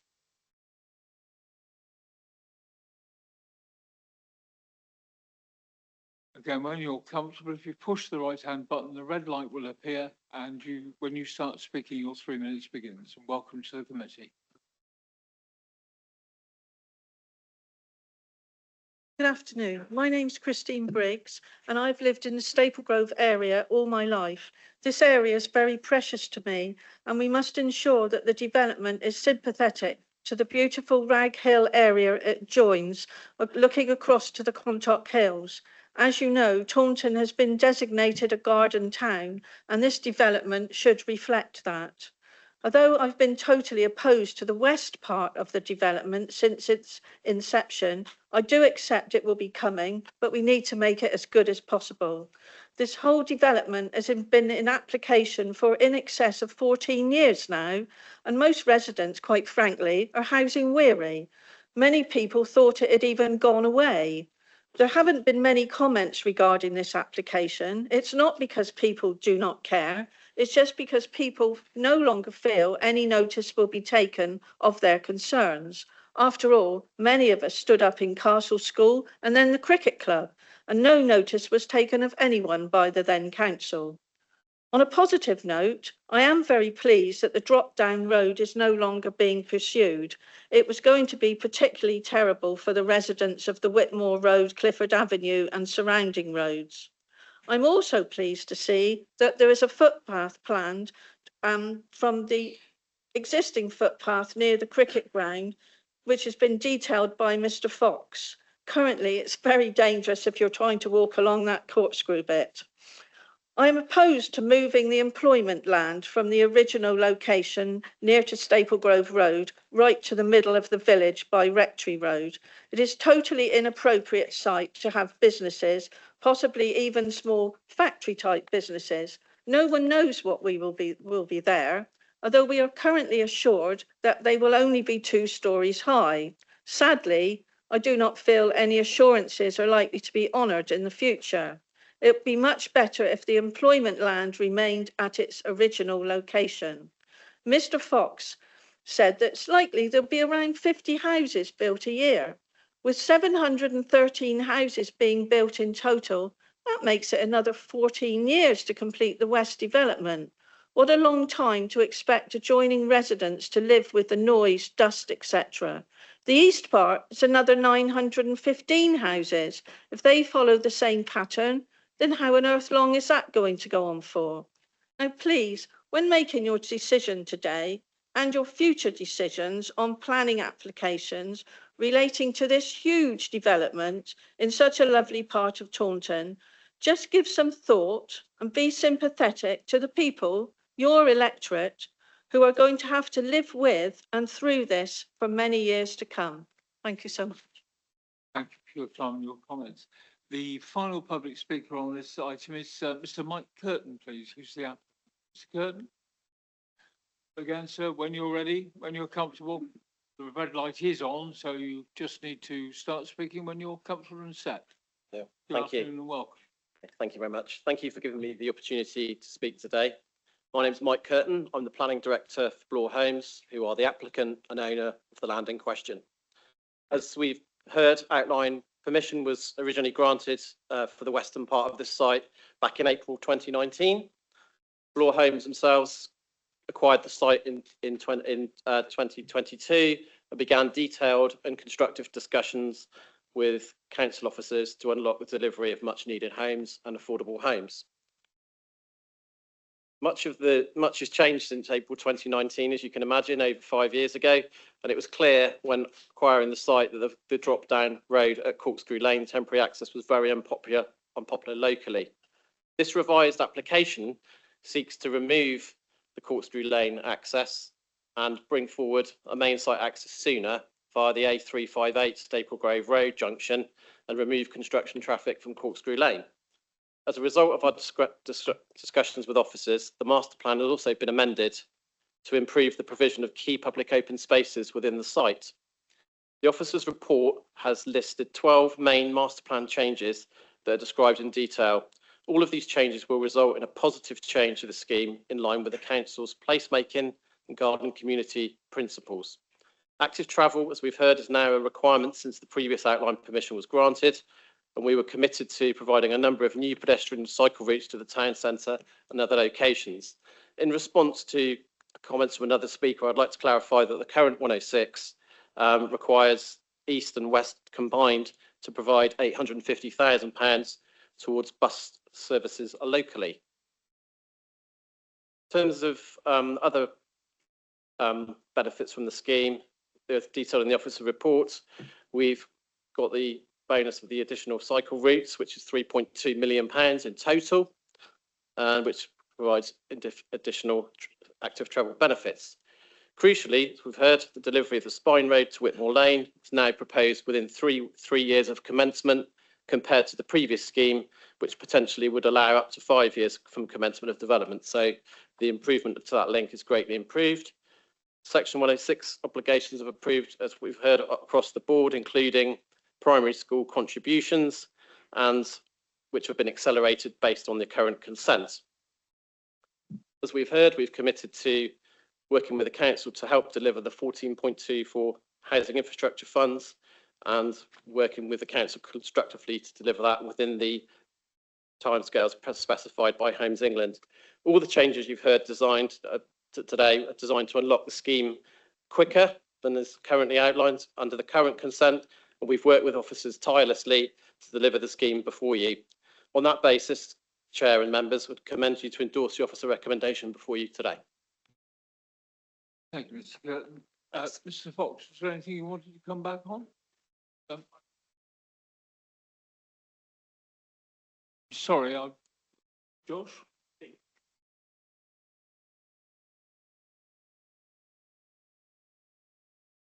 Oh, it's not on my list, so that's why it's not. Mr. Biggs, my apologies. You're not on my list. Your wife is, but you're not, sir. So my apologies for that oversight. Right, so I would have, please come to the desk. I would have called you before the applicants are in the normal manner, so my apologies for that. When you're ready and comfortable, push the right-hand button, the red light will come on and your 3 minutes begin then, sir. Thank you. Good afternoon. My name is Simon Briggs and I'm a member of WARG, the Whitmore Area Residents Group. We've been fully involved in this development for more than 14 years, so we are well aware of the issues relating to it. And there are some elements of this application that we would support. The removal of the drop-down road approved as part of the original application is to be welcomed. We also always thought it was a stupid idea to bring construction traffic down onto Corkscrew Lane, which is a narrow and winding country lane. We're also very pleased that all access for the Staple Grove West development will be via the new junction onto Staple Grove Road. However, we do have concerns about residents needing to share the spine road with construction traffic until the very last phase of housing is complete, as we think this has the potential to cause problems. But we're also pleased the spine road will now be completed within 3 years of starting on site. We're still also very concerned in the WARG area about residential traffic leaving the spine road junction onto Staple Grove Road and then doubling back through Staple Grove Road to get to Kingston Road.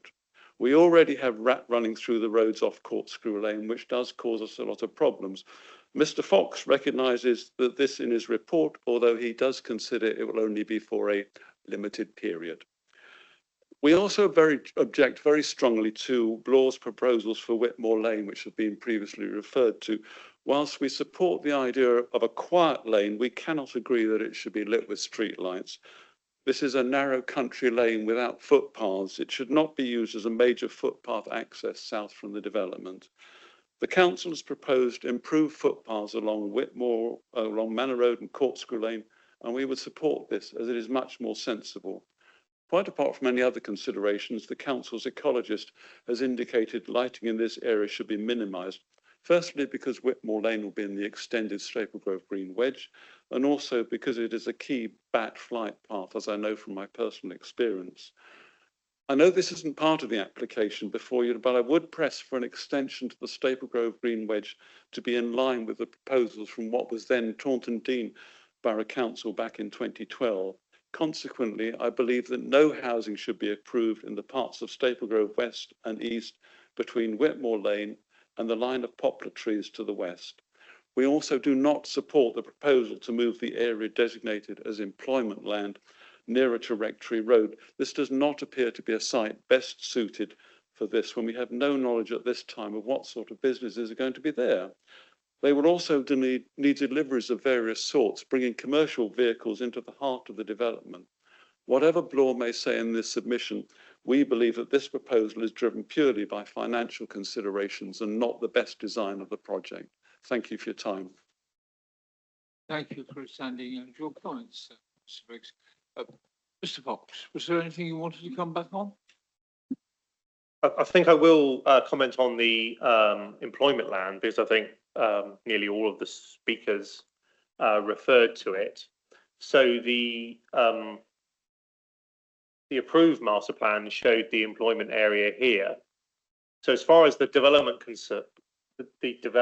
was concerned, it was bordered by new residential development on all sides, and no one raised any issues about uses or that relationship.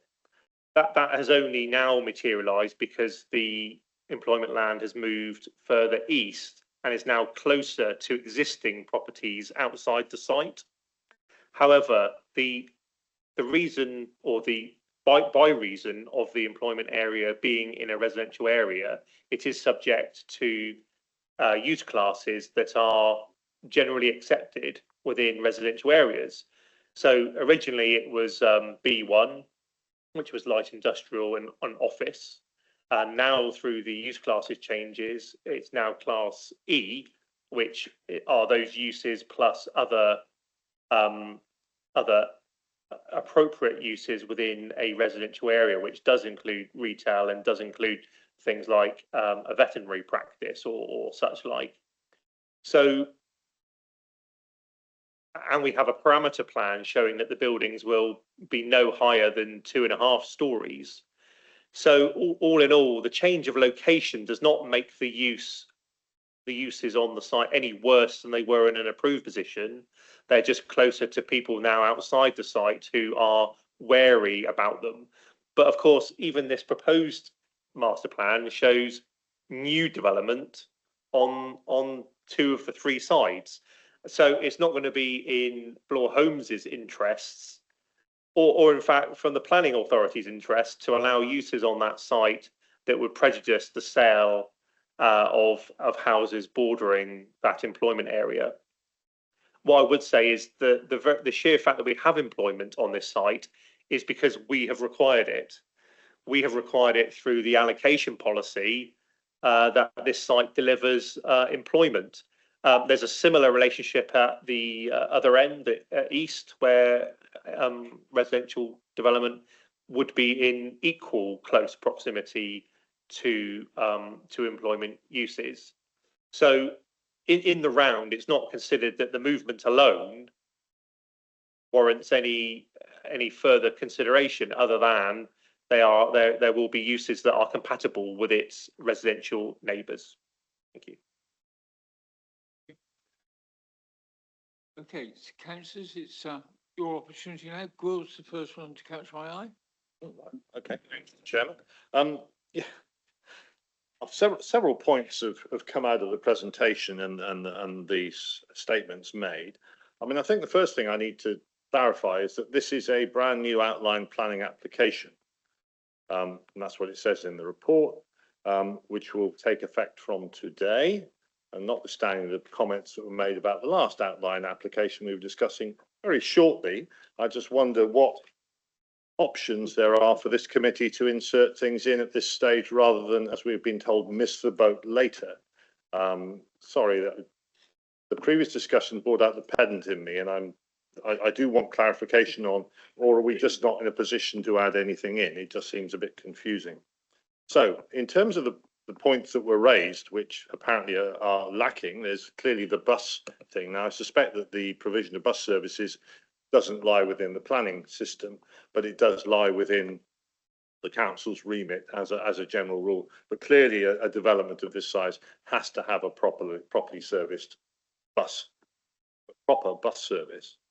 The second thing was the drainage, and the point was made that the existing Wessex sewers in the area are in poor condition. And then there was reference made to the open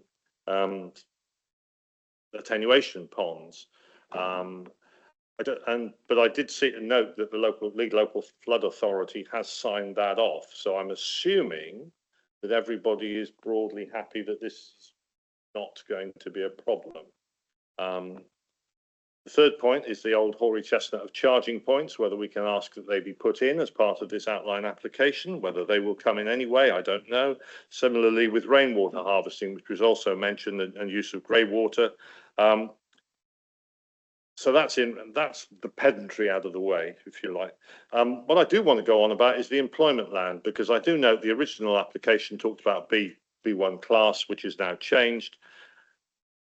We had an instance in my ward where there was a series of units with B1, and one of the tenants actually works for Openreach, and they do groundworks for Openreach, and they do repairs, and they dig holes in the ground, and they bring back lumps of concrete and things like that. They were bringing all the concrete and the debris from their excavations back into the yard, dumping it, and then scraping it around into lorries when they then transferred it onto a waste site. I was told repeatedly by planning enforcement that this was a perfectly acceptable use within B1 class, which is now E. And so therefore I am very concerned, in particularly with its location, that there are uses that could take place here that would not be necessarily compatible with the middle of a residential area. The area in my ward had problems with starting heavy machinery starting up at 7 in the morning, carried on till 5:30 at night, weekend working, noise, dust throughout the day. So it is an issue that does bother me, that I want to make sure that is properly tied up, otherwise there's going to be real trouble. And the third thing was the Whitmore Lane lights. I'm not quite sure why we're having the Whitmore Lane's lights lit, but I would have thought that in the Hestercombe Bat SAC zone, Natural England would have objected to that. But I think you said Natural England hadn't come back, so I'd be astonished if this is a bat fly route that anybody's considering putting lights in there, let alone being allowed, given consent to allow it. Thank you. Thank you for your indulgence, Mr. Chair. No problem, Rob. Do you want to go as we go, councillor at a time, Simon? Yeah, I think it's probably best. Yeah. I think given the number of points, if I deal with those, then that may aid other speakers. This would represent a replacement outline. So there would be two standalone consents that could be implemented, the one that was previously approved or this one. However, as a Section 73 application to that original, I don't want to use the word, but there is a scope to what we can include and not include. So the application sought to vary various conditions. That doesn't allow us the opportunity to go back and retrofit everything that may have happened since, things that we may have forgotten, things that we may wish to include. So I don't know if I'm adding to your good job. There's two seats behind us, between us perhaps, but it doesn't allow us to retrofit planning conditions that we would now impose on a new outline consent, because this is a Section 73, and the applicant is not asking for a new outline application. They are asking for a permission that can be implemented not in accordance with those three conditions, and the differences have been laid out through the master plan changes, which is condition 2, and the Spine Road delivery mechanisms, which were conditions 24 and 25. But I just read 2.1. The effect of approving the 73 application is to grant a new outline planning permission. I submit it would have been better to put a parallel or alongside it, just for clarity. But I don't want to take issue over this. It's just as you know, I've got my hobby horse on at the moment, or I'm on my hobby horse. So that's fine. So with regard to buses, I think were the next thing. Yeah. So obviously we've heard representations about buses, and I've, in Blue Peter tradition, here's a slide I prepared earlier. So the stars indicate where there are current bus stops, and I've measured distances. So what I've done in this planning application is ensure that we have good walking linkages to all different facilities and places that people need to get to. So that, whilst that might be predominantly the shop and the post office on Staple Grove Road, next door to it are two bus stops, one going east and one going west. So by creating good walking connections there, we've created good walking connections to those bus stops. Now they are, so if you see this mark here, this is a fairly arbitrary point that I've picked in the development, but from that point to the Staple Grove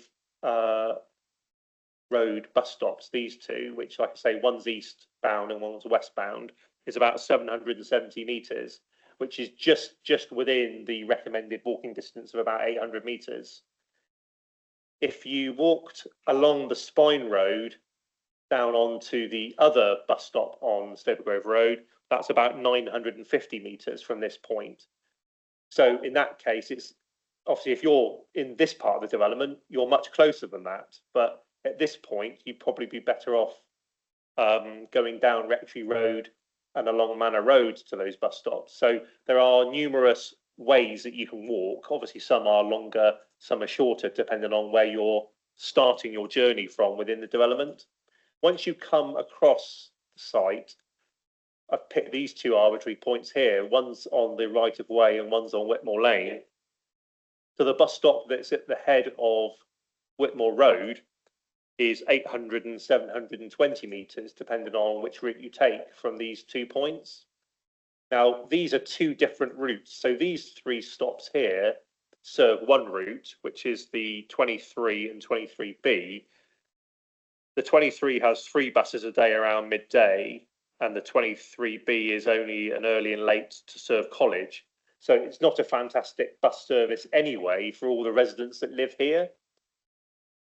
The Staple Grove Road corridor is predominantly served by the 28 and the 28A, as well as the 28 and 28A.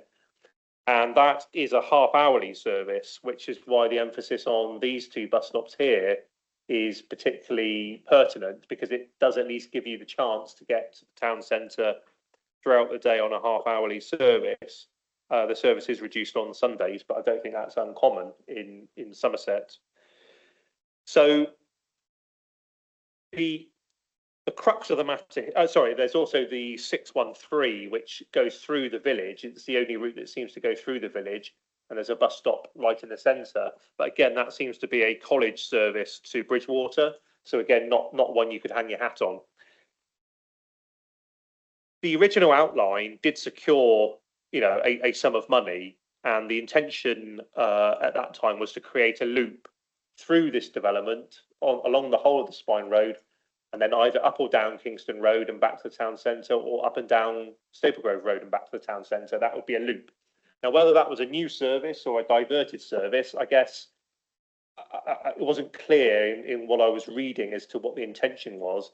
And of course, that was probably prior to 2017 that was set out as a plan.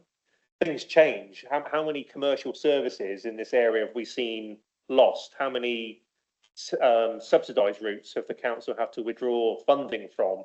It is very difficult creating plans for buses, because they're like sand dunes. They're constantly moving. They're there one time and then they're gone. Well, so my approach is sort of twofold. The original outline secured the monies. There's nothing about this section 73 that materially changes the bus provision. The road will still be built end to end eventually, and the original plan could still be enacted as and when there's bus company appetite to do so, when the council, through its officers in the Highway Authority who deal with public transport, feel it's the best time commercially, practically, to get a bus into the site. I'm sure they will, but with a finite amount of money, you have to spend that money wisely to get the maximum impact from it and to drive the maximum patronage. And I'm certainly no expert to suggest when that time is.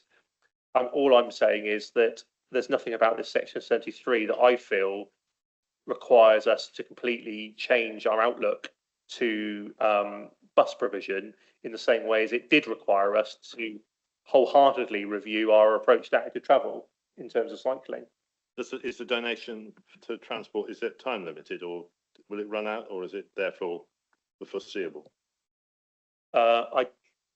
Normally these types of obligation are time limited in terms of you have a time to spend them, but the payments for the buses are in tranches over a period of time, the build out of the development. It's also worth saying that alongside monies towards the physical route, whether that be increasing frequency on existing route or an entirely new route, there is extensive travel plan obligations as well, which bring green travel vouchers and such like promotion and even individual travel planning to help drive that modal shift. So all in all, I don't believe the section 73 warrants a review of the bus provision, but we have a sum of money, and therefore the people who have that responsibility in the council have a nice chunk of money to invest properly in a bus service for this area, which hopefully would then become sustainable and self-sustaining over the years to come. So that's buses. Drainage, again, the situation with drainage is very similar to that, really, in that the outline application was approved with a drainage strategy, which was typically attenuation basins, capture, and then controlled release. Nothing's changed in terms of the extent of built development. We're not building on green spaces that were not being developed on before. It's exactly as it was. The only thing that has been afforded by this section 73 is an opportunity to resize the basins to more modern standards. So it's actually much more resilient now than it had been if we'd been sat here probably implementing a reserve matters application on a 2017 or 2016 outline. So from that point of view, I'm very confident we're in a better shape drainage-wise than we ever have been. So with regards to the scope, I don't believe there is scope to mandate EV charging points, but I refer to Gary's advice to you earlier in this meeting on the other item, nor regarding rainwater harvesting. With regard to employment land, I think my previous comments obviously still apply. The very definition of B1 is uses that are appropriate. He's got it there, mate. Don't try and use stage 6 or whatever. I mean, we're calling it stage 6, but the old. You're watching online, could you please mute yourself? B1 uses were defined as uses that were appropriate in residential areas. Now, obviously, there's always that case, isn't there? There's always a scenario which disproves the general theory, but I would stress that B1 use was approved in the approved master plan with residential on all sides. So the previous council was satisfied that B1 uses were acceptable in the middle of a residential development. And I go back to the point that our allocation policy mandates the developers to provide that employment land. The only thing that's happened through the change to Class E is probably a dilution of that B1 industrial to more what I think you would perceive as more residential friendly uses like veterinary practices and retail uses. But even retail uses can be noisy in some circumstances. Anything can make noise in the wrong circumstances. And, you know, I go back to the point that it was approved in a residential area. It's still in a residential area. And I don't think that would fly as a reason for refusing the application, given the legacy and history here. Several speakers have spoken about the Whitmore Lane lights. So if I just touch on that a moment. So when connectivity out of the development was being discussed and debated, one option was to come off the end of the Spine Road and use Whitmore Lane as the primary. I haven't got that plan. I haven't included it. Was to come off the end of the Spine Road here and walk down Whitmore Lane, and therefore the developers put forward a plan as to how Whitmore Lane could be improved to facilitate that movement.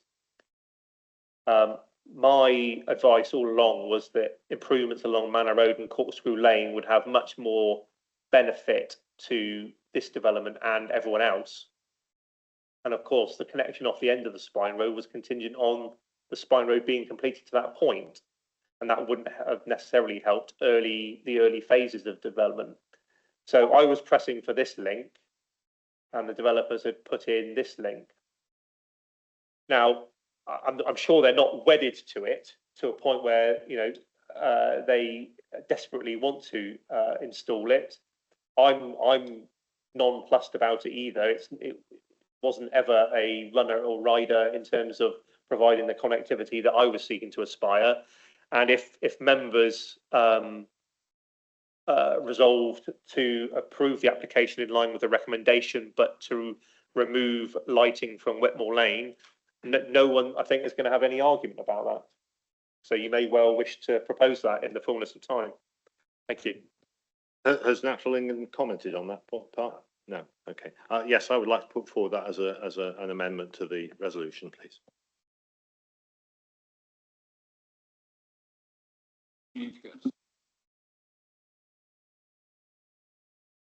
Having had a little bit of experience with Munson Heathfield 1 on footpaths, etc., and providing a route that couldn't be a safe route to school, as the proposal that Simon is proposing, it had to be a safer route to school. But if you're behind a hedge, it has to be lit.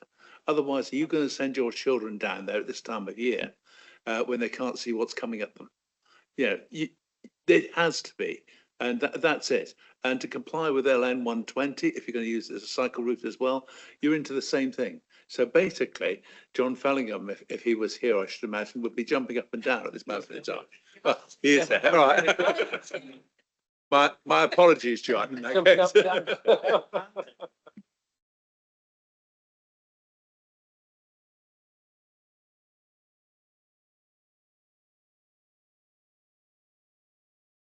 Okay, of course you may, Simon.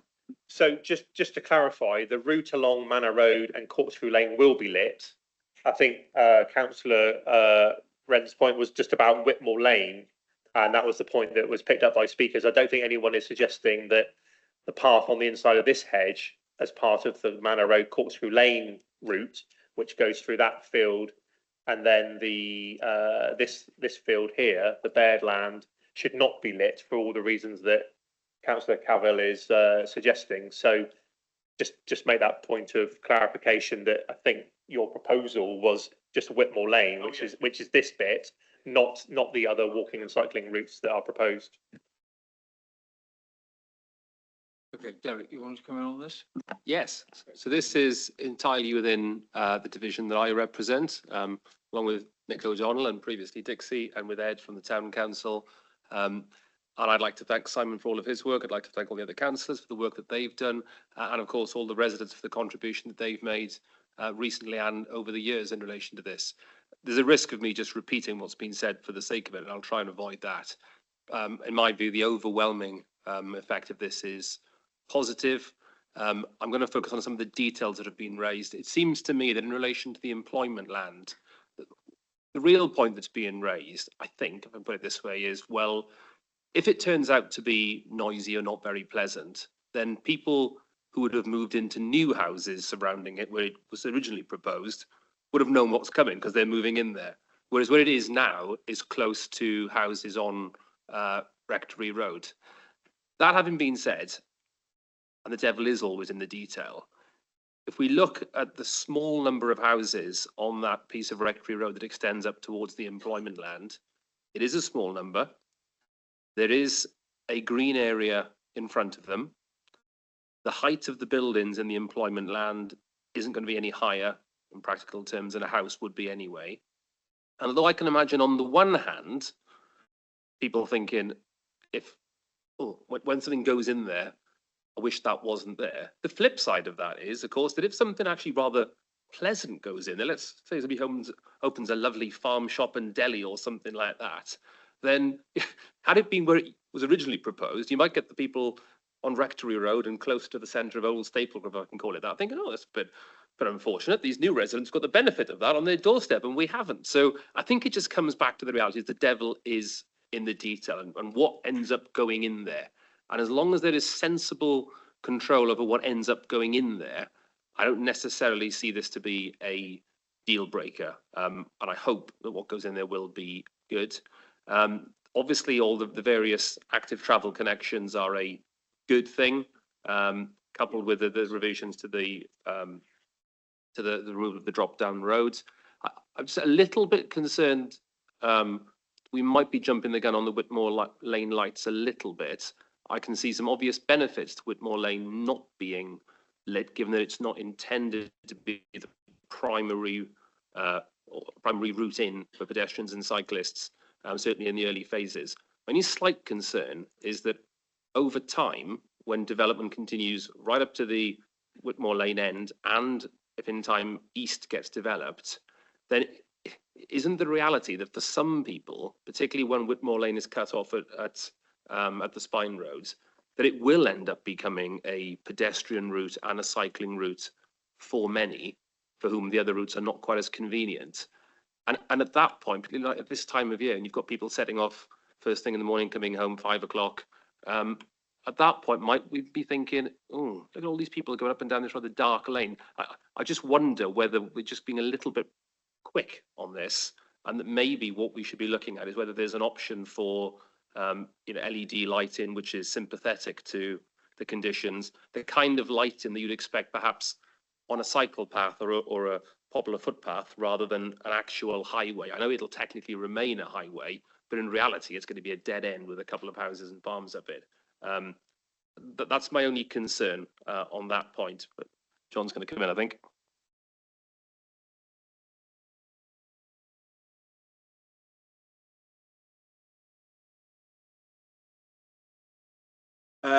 Sorry, John, I didn't introduce you. My apologies. This is John Fellingham from the Highways at Somerset Council. My apologies for not introducing. That's okay, Chair, thank you. And also the scourge of Norman by all accounts from what you were saying earlier. Yes, thank you, Chair. I just want to comment on this point on Whitmore Lane, and I was here listening to the debate.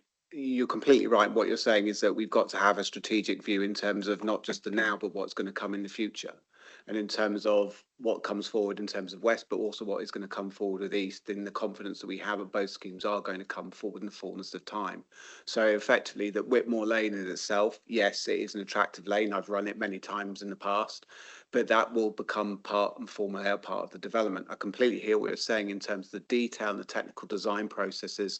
As they come forward, we can work with the development team and the technical team that are with the applicant in terms of a suitable lighting that we can use there, that we can be sympathetic to all needs in terms of the ecological aspects of that, to make sure it's something that is workable, but also makes it a safer route for everyone to use. So I just want the members of the committee to understand that, as Simon said, if that comes forward, that's absolutely fine. But also in terms of the detail, we're able to work with them to find something that is workable and acceptable for all.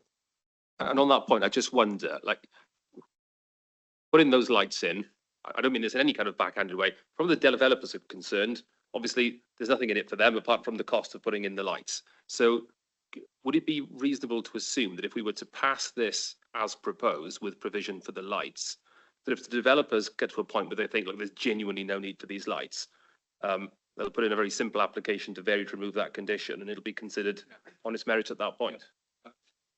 What we can do is we can have the opportunity for the council to call for the lighting, and therefore we make that judgment ourselves, and therefore there isn't the need to come back and vary it. So we're using call-in opportunities more and more in legal obligations to counter these types of, we might need it, but we're not sure. And therefore the ability to call for it at a certain time might be the best way forward. We've got to construct a new legal agreement around this provision anyway. At the moment, they're proposing to deliver it by 350 dwellings. Why don't we say, the council will confirm whether the lighting is to be installed by 350 dwellings? And then that counters, the points about design and its ecological impact. And also we get to see what the situation looks like in what will be, 5 or 6 years. Context will have changed again. East will have got consent and may well be away. And we might have had another conversation about Whitmore Lane as part of Staple Grove East in this very room next year, for example. If that's the most efficient way, to have no difficulty with that. In terms of bigger picture, I hope this doesn't get quoted back in years to come. At the moment, understandably, our focus is very much on the residents who currently live there. That's just natural. But I don't want a situation in 10, 15 years' time where we've got a whole host of residents up there saying, this line that my kids cycle down to get to school or get back in the evening is desperately dark and you missed an opportunity to light it up. That's what I want to avoid. But if this is the best mechanism, I'm more than happy with that. If we can do that within the auspices for the original motion, then that'll be fine. Yeah, recommendation, that'd be great. Hold that thought for a moment. I've got a number of councillors who want to speak. I'd rather do any alterations or amendments in one piece towards the end, if that's okay.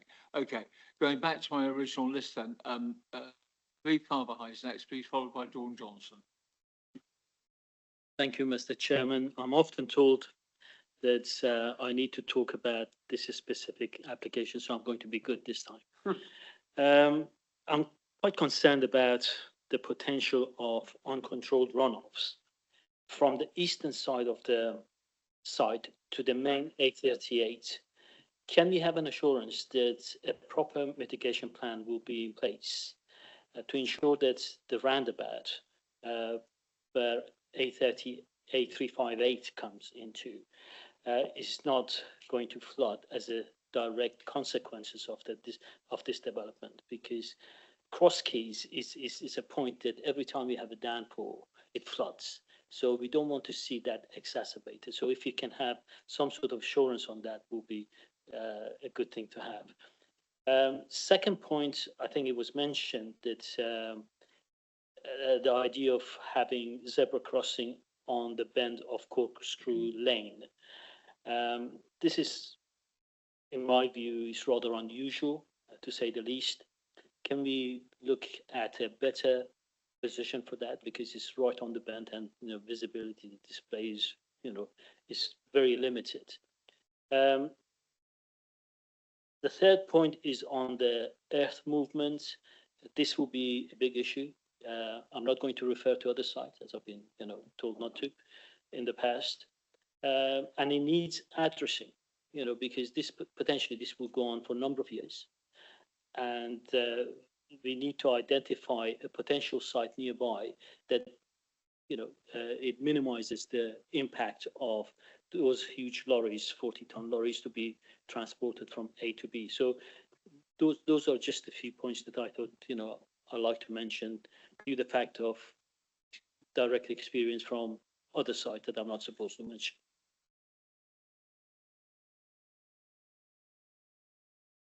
It's all right, I know what he's on about. I'm not going to get drawn in. So the flooding at Cross Keys, Silk Mills, on the master plan here, you can see a large attenuation area here. This provides compensation flood area and also attenuation for the roadworks on the A358. So that's part of the technical process that Highways colleagues are going through in terms of the technical approval for the revisions to the Silk Mills roundabout to a signalised junction, and the technical design for the new junction into development. So I don't know if councillors ever give guarantees that things will definitely not happen, but planning officers definitely don't. And I can't give any guarantees that it will never ever flood, especially with 2 named storms in 3 weeks behind us. But the ingredients are there, the provision is there to attenuate that water. So that's the strategy in that part. I mean, you can't necessarily see it very well on this, but there are contour lines showing the gradient here. So everything is falling in this direction towards backstream, I think it is. So hence why that field, which is quite a sizable field, has literally been given over largely to surface water attenuation purposes to avoid issues on the highway and downstream. The crossing position is slightly constrained by the land that's available, but the angle in which you can cross is probably up for grabs, and hence why I've caveated what I was saying earlier, that this is an opportunity for the developer and the highway authority to work together to find the best arrangement to provide the safe crossing possible. Obviously there is going to be significant land works and remodelling on the site, not least around the access point, which is the most the steepest part of the site. The other parts of the site have a more gentle gradient, so I don't think we are expecting the amount of earth removal that we've seen in unnamed other parts of the town. So I think that gives us all reason to be slightly relieved. However, all construction traffic, whether it be removing material or bringing materials to the site, will have to form part of the construction environmental management plan document that's signed up to as part of the relevant planning condition. And I think there is a point about receiver sites for waste materials generally. I mean, we did have one at the other unnamed site. Unfortunately, that was through a village that didn't want any HGVs going through it. So I think receiver sites are important. It often is a point of where that receiver site is at the point the material needs to be disposed of, and you hope that there are enough in the locality to ensure the shortest distance possible for everyone concerned. So I think that deals with your points. Thank you. Okay, Dawn, you're next on my list, Dawn Johnson. Thank you. Funny enough, my questions are in a very similar theme, Simon. As you know, we can have water issues that we're reassured are being dealt with, and then the site gets built out, and other additional elements have to be added in to the plans to deal with the water. So I'm not totally reassured that it is being adequately dealt with for this application. And yeah, not going to mention the other site, but it's had a lot of ongoing water issues with runoff. The other thing I was trying to, as the resident has raised, you know, the issues of the build of the site has a huge impact on local residents. And I was looking at the papers to see where you were with the Construction Environmental Management Plan, commonly known as KEMPS. And I couldn't quite work out, is one in place for the whole site or is one not? Because, you know, these things are really material to residents. You know, are there going to be sufficient wheel washing taking place so that the roads aren't covered in mud? Will there be time limits put on the vehicle traffic from the site? And where I found it is in Appendix 2.9, but I'm not clear whether that's in place yet for the whole site or partially in place and yet to be worked out. But I can't emphasise enough that that is so vital to get that right by residents. Yes, so you're right. It's condition 9 in Appendix 2, which sets out the requirements for a construction environmental management plan. So it hasn't been discharged yet. It will be submitted as and when the development kicks off in earnest to deal with the things that are prescribed at A to P in the list of things that they need to deal with, and wheel washing and noise and dust suppression will all form part of that. And I can reassure you that planning officers spend a lot of time enforcing these documents, time that would be better spent doing other things, because they are important. People do add a lot of weight to them. They want them to be followed by the letter, and it's a message to all of our development partners that they must accord with them, because the anxiety and upset that it causes when they're not followed is one that you and I both have to mop up. Okay, Dave Mansell, please, Dave. Okay, thank you. I'd be wondering whether I should comment on the last bit, but what I will say is that I do agree with comments just made about the problems that arise from material being taken from a site and being delivered somewhere else as representing the somewhere else. And I have to say, it recently caused vast problems in our area, and we had very little sympathy from the planning service to deal with those, but I won't say any more. But apart from agreeing that we need to get these things right, and there is clear evidence that at the moment we haven't got these things right. So more attention does appear to be needed. That wasn't going to be one of my comments, but it felt it had to follow. I was going to start very positively. I mean, we've heard lots of positive things about this application, and the active travel aspects, from what we're hearing, sound very positive. So I thought, you know, must say that, as many have done so already. From that, I will go to the bus service. I have a feeling there's not a lot we're going to be able to do about that this time, but it's something we should probably be keeping in mind and seeing how we can better address, because I think the point was well made. There's often it's looked in the travel plan and looked at in the planning aspect where bus stops are. The reality is buses are next to non-existent in what ends up. So we've got these travel plans, but it looks like they're delivering nothing or next to nothing in terms of what actually happens. And at some point, I think that is something else we need to give attention to. We're probably not going to sort it out with this application, but through the local plan or whatever, we need to find a way of making that work better because it doesn't seem to result in anything of any substance at the moment, despite what are clearly some good intentions. Okay, and I have a slight feeling just similar, maybe not, but I was also going to mention about the water aspects, and we've got the SUDs. I mean, Gwyl, you mentioned about rainwater harvesting as well. And again, it sounds beneficial. It sounds as though if we were keeping, the water from going anywhere, at the property, in other words, keeping it at the property, it would be beneficial. And we don't seem to have that on our list at the moment.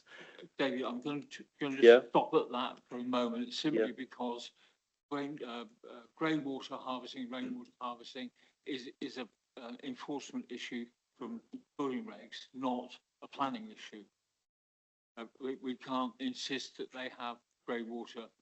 It's desirable, and I agree with you. I wouldn't doubt that for a moment. But any requirement for it would have to come through building regulations, and that's not part of the planning regime. I agree with you, it should be, but it isn't. Okay, I mean, I'm not expecting anything here now. I have to say I find that rather surprising. In that we're trying to deal with water emanating from a property. You're prompting me to say more than I was going to, but we're dealing with it through SUDs, and so water going to attenuation ponds. And I suspect we need that. But if we can keep water at the property, that sounds beneficial. I think there are many advocates for it, and I'd be a bit surprised if we don't want to take that into account. I would hope that we do. But anyway, that was going to be a passing comment, but it's been turned into a little bit more. The more substantial point I was going to make was about the maintenance of SUDs, and again, just a little bit like how we're dealing with material and so on, making sure that we have got long-term maintenance arrangements for the drainage systems we put in place. I understand at the moment we've relied quite a bit on the Somerset Rivers Authority to fund inspection of them to check they've been built right. Through the planning controls, I'm not sure that we have good assurance that they will be maintained, but I'm not saying for sure, but just saying let's make sure we have got good long-term maintenance, because clearly that's important to avoid problems that have been mentioned. I've got let me think. I think two more I was going to say. One was to do with the employment land, and hearing the discussion on that.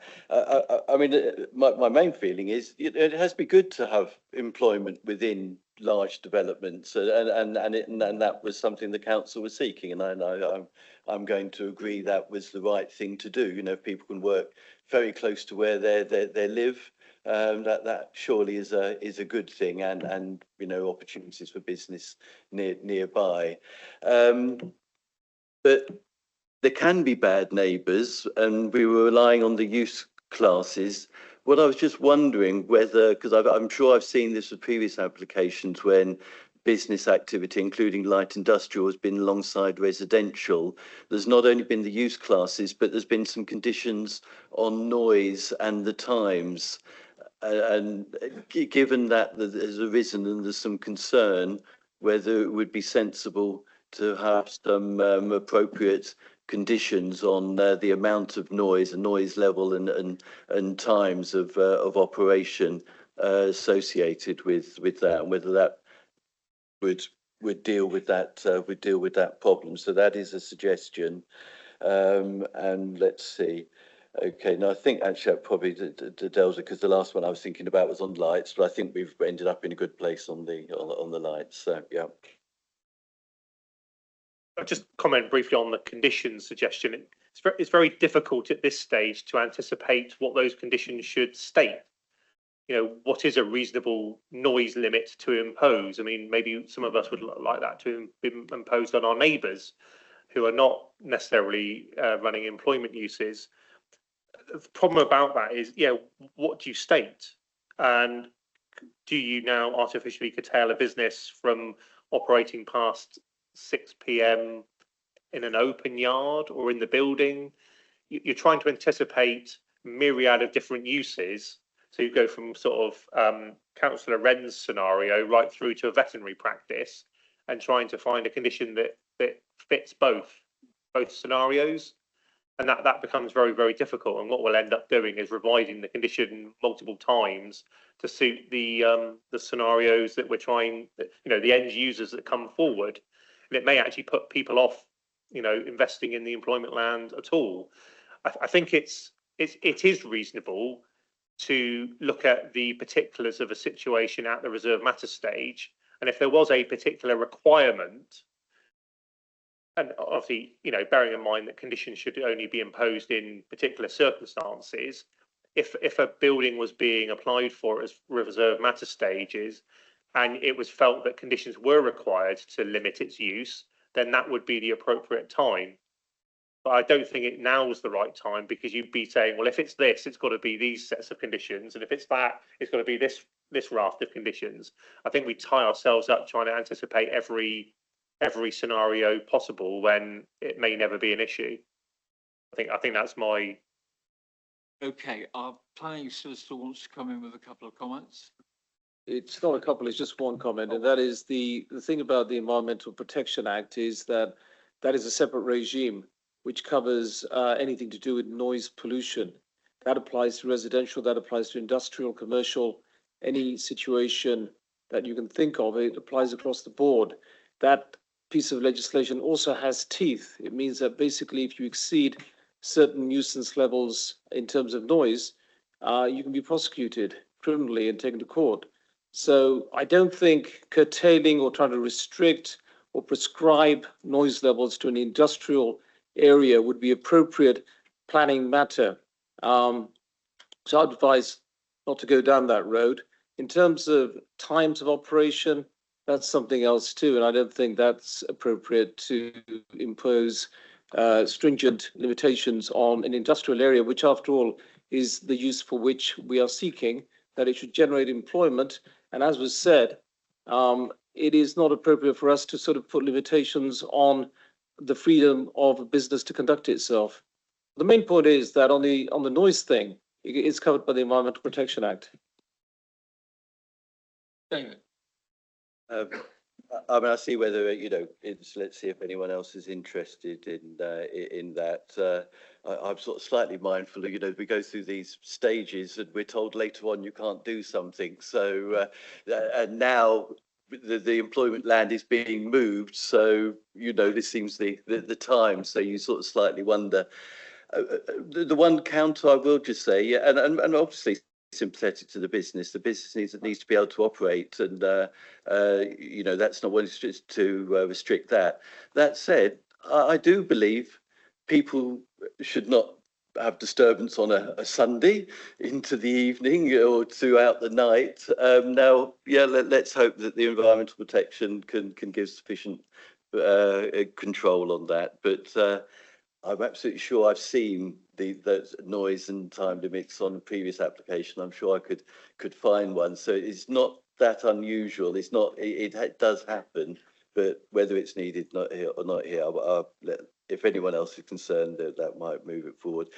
The last thing I was going to do, it wasn't the light, as you say. I think that's been dealt with, but there was a question raised about the primary school, which I thought perhaps I should ask, because I don't think it's been responded to yet.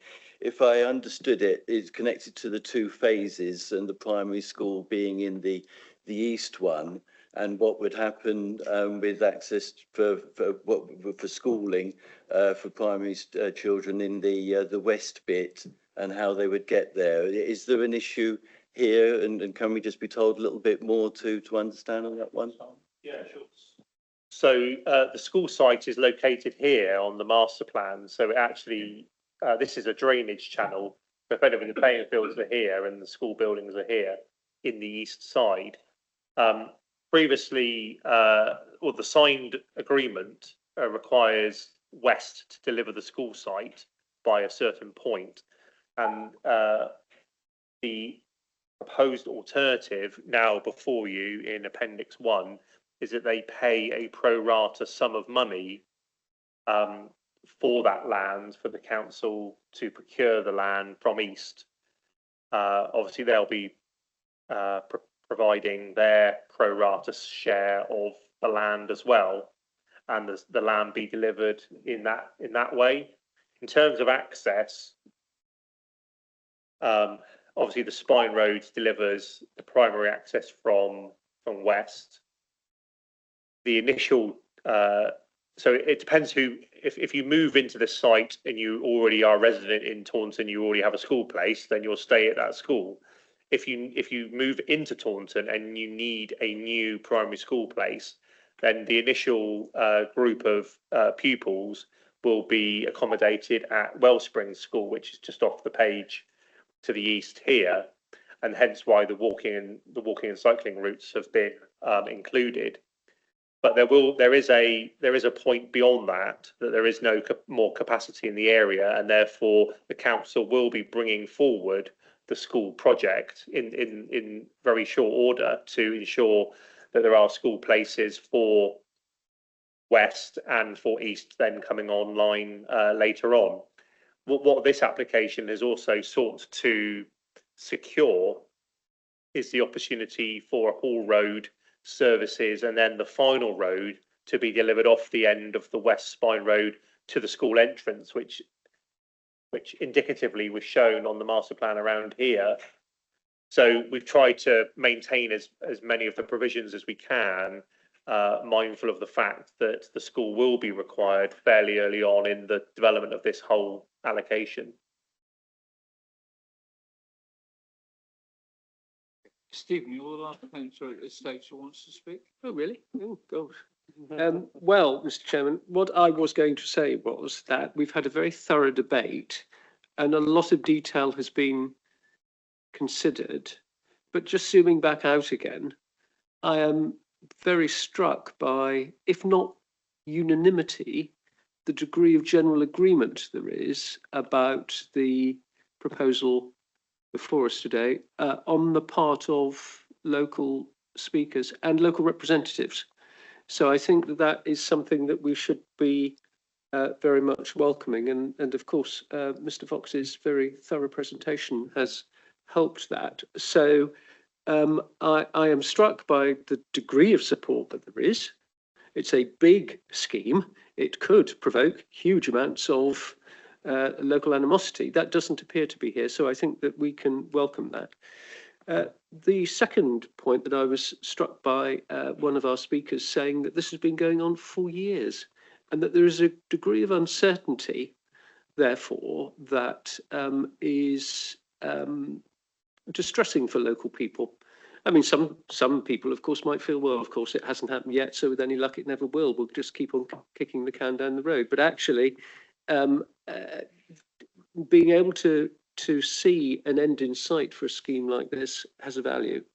And I think that what we have heard this afternoon means that we can see progress on this and an end to that uncertainty. And I think that actually is to be welcomed.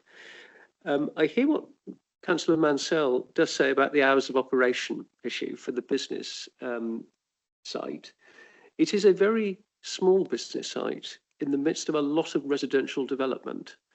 And I think there is a reason for us to be slightly cautious about that. I totally accept that the noise aspect should be dealt with by the environment, various environmental legislations.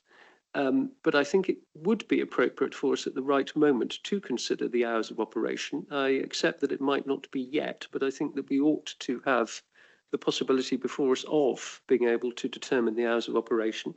But that one, as Mr. Fox says, doesn't need to be determined today, but I would like to flag that one up. But otherwise, Mr. Chairman, I think what I'd like to say, if Councillor Wren had in fact moved this recommendation some hours ago, I am now happy to second that. And if he hasn't, I'll move it. I moved it if you. Just before you go on, I need to apologise to Andy Hadley because I had missed him off my list, so I apologise. He hasn't spoken yet, and I did say I'd get to those that hadn't spoken first. So, Andrew, my apologies for missing you off the list, and I'll come back to that in a minute. Thank you, Chair. Couple of points for clarification, really. The first one, I think, has already been answered by comments made by the actual East developer. But the Spine Road is a legal document currently for it to be provided into the East development. I'm assuming that there are no legal issues with the developers of the eastern part of this development that say they want that road putting in before they can develop it out and they're happy the way that things are going and they will build the road themselves.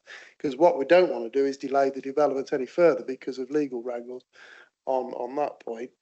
The second point I want to raise is a minor point, but it's something that's hitting home in Minehead, where we, a previous one that we won't mention, have agreed next to a cricket club, and the kids there are consistently hitting their balls for six over the nets that we agreed, which are causing problems, which I now need to try and sort out. So the fact that there is a concern that some of the houses are too close, I think needs addressing. And I just, because of the previous application that's just gone through, I notice it says this will ultimately be judged at the reserve matters stage. And I want to be sure that this will be judged at the reserve matter stage and somebody won't come back and say, sorry, you should have done that at the preliminary. So I just need that assurance because I think something does need to be done. These kids can hit balls a long way. If I deal with the second point first, then the master plan here shows the cricket ground and the square is under this this number. I think it's 13. So you can see that the arc has been already sort of laid out in apprehension of that use. Now, if I go back to the approved master plan, there was actually residential development right to the edge. So that's the approved position that this council has agreed already. So this already is an improvement. Now, the point that Sport England are saying is they are not saying that houses will be struck by cricket balls. What they're saying is they could be. And then you kind of like, well, how does anyone know whether they're going to be or not?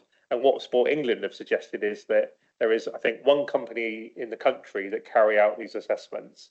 I don't know if they go out there and they put someone in the field and try and hit them or how it works. But there is a mechanism by which an outer ring can be created, which would suggest that you don't put parking or housing in that space. Now we've still got green space, we've still got public space around this, and you know, for anyone who walks around, you know, a typical recreation ground, you're always at risk of being hit by a cricket ball if you're not watching the cricket. So those risks will exist anyway. The point of saying it's a reserve matters issue is that report needs to be undertaken with a realistic layout to inform it. And then the reserve matters, as you heard earlier in item 1 or the first planning item, one of the reserve matters is layout. Well, this is part of the layout consideration. So I don't think it would be good enough, given the way that it's been referenced in my report deliberately, to then be able to turn around and say this is not an issue for the reserve matters. That's why I've written it the way I've written it, so that me or anyone else around this table can point to that part of the report and say it's said here that this was a matter for the reserve matters.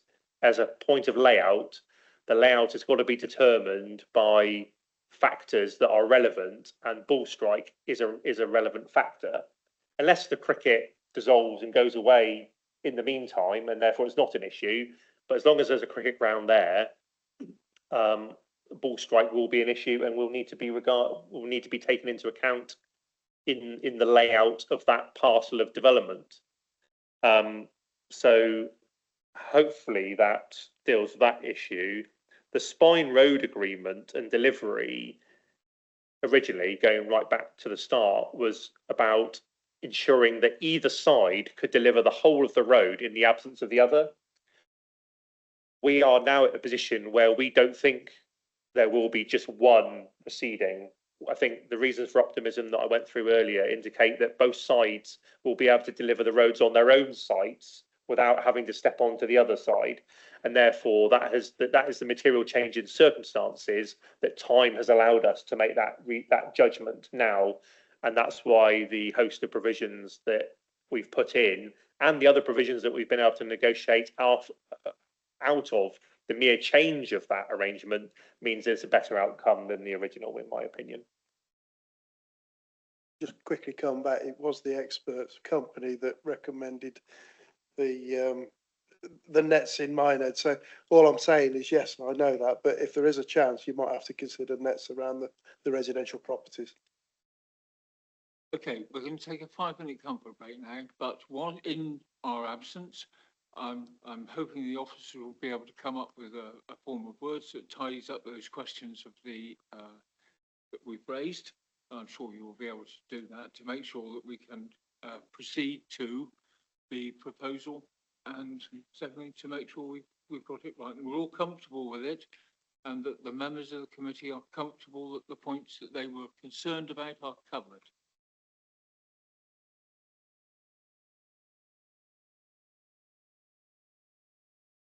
Okay, ladies and gentlemen, if you'd like to retake your seats, we'll reconvene. So I'm conscious of timescales, so we've had a couple of breaks, which just gives us enough time, I think, to do this. So bearing in mind where we left it, was we were looking for a form of words for to satisfy the proposers and seconders. Can I just make sure that we're at that point? I think we are. Oh, sorry, my vice chair. What's my vice chair? Hey,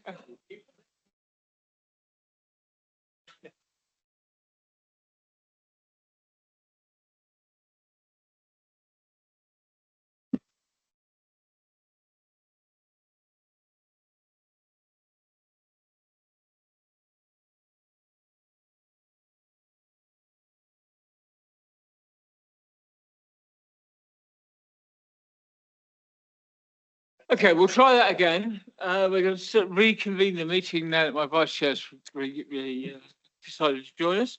I'm just going to go over to to my officers to make sure that we are content. Yes, so the recommendation is that permission be granted and officers be given delegated authority to grant conditional planning permission subject to no objections being raised by Natural England to the shadow habitats regulation assessment, no objections from National Grid, confirmation of the signed Baird land agreement, the recommended conditions at Appendix 2 or any others amended conditions or necessary conditions in respect to securing the appropriate phosphate mitigation and or to address the comments of National Grid, the variation of the Section 106 legal agreement as detailed in the revised heads of terms at Appendix 1, with a small addition to change the Whitmore Lane works to allow for the call-in rights for the lighting as the council dictates after the trigger point is stated in the papers. Thank you, Ren. Are you content with that? That sounds splendid. I'm more than happy to propose that. Okay, thank you. And Stephen, are you still? I am seconding it Okay. with the proviso that the business of the hours of operation of the industrial units can be dealt with at a later stage. Can we include that, please? We are allowing the officers to make appropriate alterations. If we make the point now about the hours of operation, it is in the paperwork, it is in everything, and we won't forget. So, ready? Okay. Can I see those in favour of accepting that with those extra conditions? That is unanimous. Thank you very much indeed. Right. Moving on to our last item today, which is the application is 42240024, and it's the Hay Barn House at Staple Hay. I'm going to have to decide. I can't be beyond 5:30. It's not going to finish by 5:30. Okay. Well, I've only got one speaker. That's So right. how quick is the presentation? Who's presenting? Gary, you're presenting. It can be fairly swift.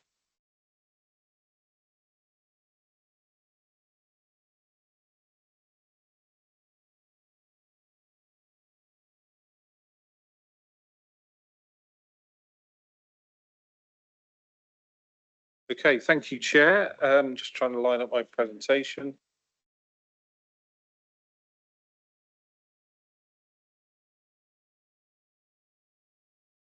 There we go. So if that's okay, Chair, I'll start. Okay, please start, Gary. Thank you.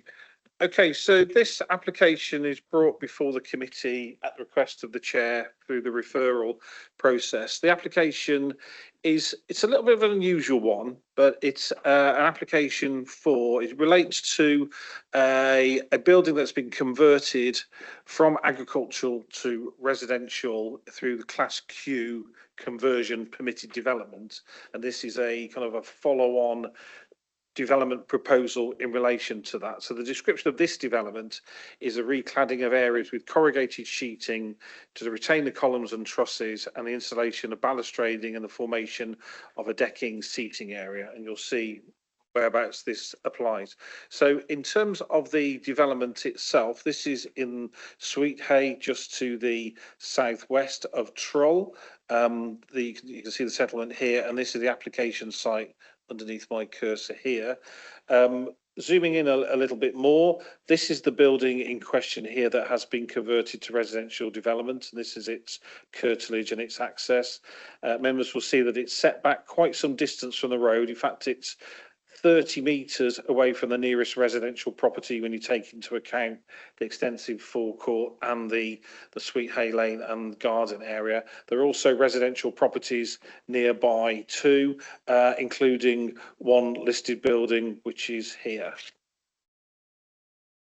This is the site location plan. So here you can see the building in question. Highlighted in red is the part of the building that is proposed to have the extended cladding on it and the balcony area. And this is again in relation to the settlement that I showed you through the aerial photograph. This is the building in question as it stands today. So you can see it has been converted to residential development. The various elevations. This is the front elevation, the rear, the two side elevations. This is the open bit at the front of the building that you'll see more clearly when I show you the photographs. This is the floor plan of the first floor, and this is the floor plan of the ground floor at the moment. So this is the photograph that kind of illustrates the building a lot better. So this is the building here, former agricultural building. This is the bit at the front that is just a frame at the moment. This is another view of it kind of straight on, stood at the access from Sweethay Lane. These are the proposed elevations, so it's quite hard to tell at the front what the differences are, but the side elevations tell the tale really. So the roof gets extended across the extent of the frame as it stands at the moment. And then on the east elevation, it's a lower kind of balustrade and it forms a balcony. And on the west side, importantly, the cladding is raised to 1.7 metres in height in order to protect privacy. So the first floor plan looks a little bit like this, and the ground floor plan is like this with the balcony above the patio area in close proximity to the building. Now, looking at it in terms of its context, in terms of photographs, this is the view standing in front of the building, looking south to the nearest residential property. This is looking at the building from Sweethay Lane, so you can see the neighbouring building and the application site. Sorry, this is still looking out from the front of the property. This is looking at the area from Sweethay Lane. So you can see the building that's subject to the planning application over here, and the neighbouring commercial building is here. There are also, this is a residential property here that fronts directly onto Sweethay Lane. Oh, sorry, I skipped over a photograph there.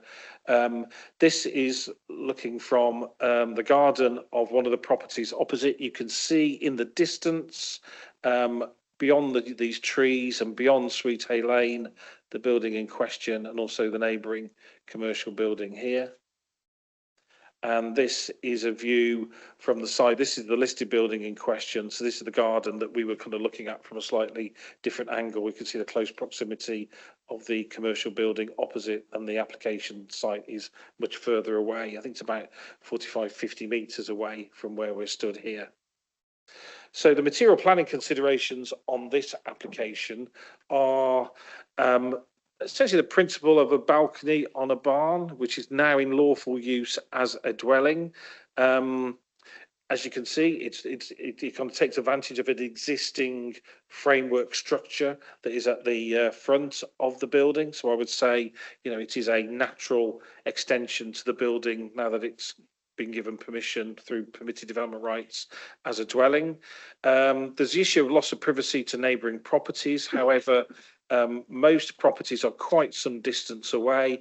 They're at least 30 metres and more away from where the balcony would be, whereas, you know, normal planning considerations, 21, 22 metres would be seen as an acceptable distance. There are properties closer, but that's the reason for the 1.7 metre privacy screen on the west elevation. There's potential in terms of a loss of amenity, particularly if there was noise emanating from the use of the raised decked area that's proposed, but that's, you know, that's in association with a residential property. Then one thing that we do have to consider as a local planning authority is the potential of harm to the setting of the listed building. But as I showed, I can go back to this if there are questions. The application building, like I say, it's an existing building. It is quite some distance away from the listed building itself. So I would say the harm is very minimal indeed, if it exists at all. There are the design aspects of the proposal. I mean, the building itself it wouldn't win any design awards, but that's Class Q for you, as you all know. So this is a kind of a step sort of further from that, but it's a natural extension to the building. Now, the elephant in the room, of course, is the use of the site as alleged, and I'm sure has happened as a holiday let. There have been complaints about that in the past.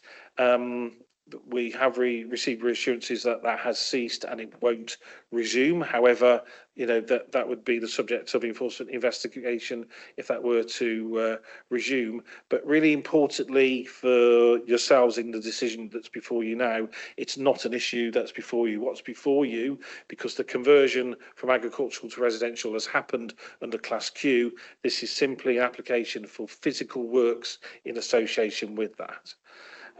So the recommendation at the end of this presentation of the report is to grant planning permission. I'm happy to take any questions, Chair. Okay, thank you. I've got one public speaker on this, and that's local divisional member Dawn Johnson.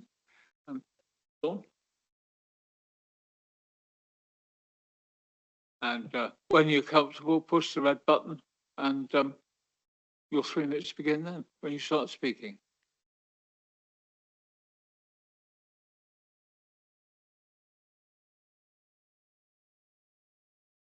Thank you. So I'm here as the divisional councillor for Comey Tronchel, and which represents this area. Sweet Hay is a small hamlet of approximately 10 dwellings that sits in this division. So it's very much a working farm-based hamlet. I'm speaking on behalf of the local residents who have all objected to this planning application, and I add in my objection to this planning application.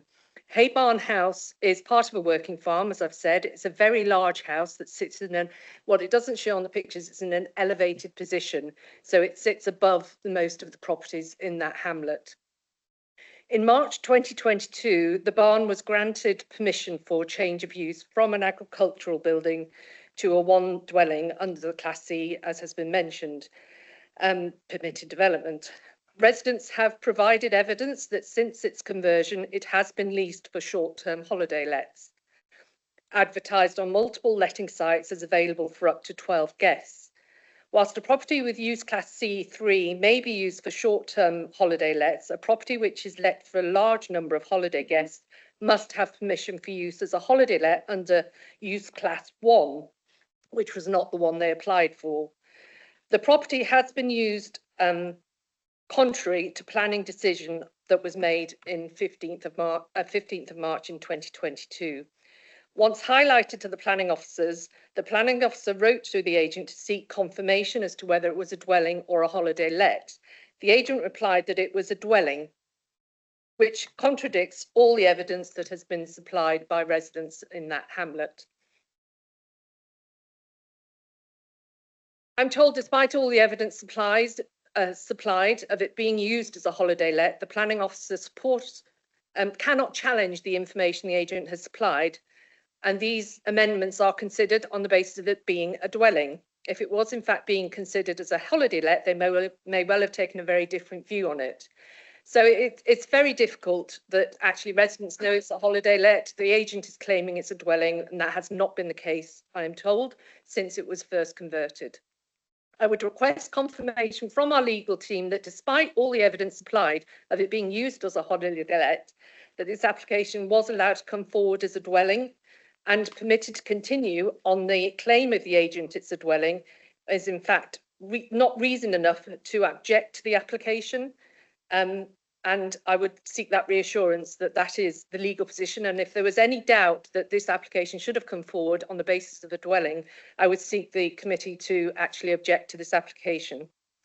My second point is the planning officer stated in 2022, when it got the planning conversion, that the commission was to convert the barn to a dwelling was granted because, and I quote, the barn would retain the character of an agricultural building.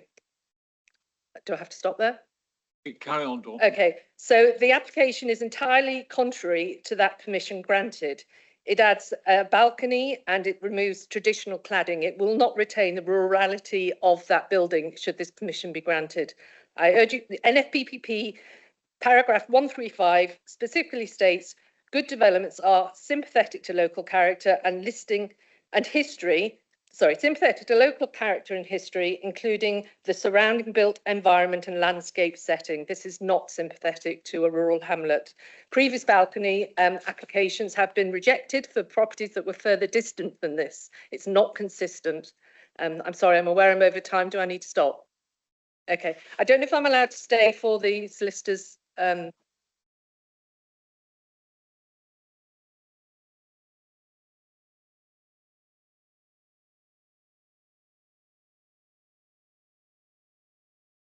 Of course.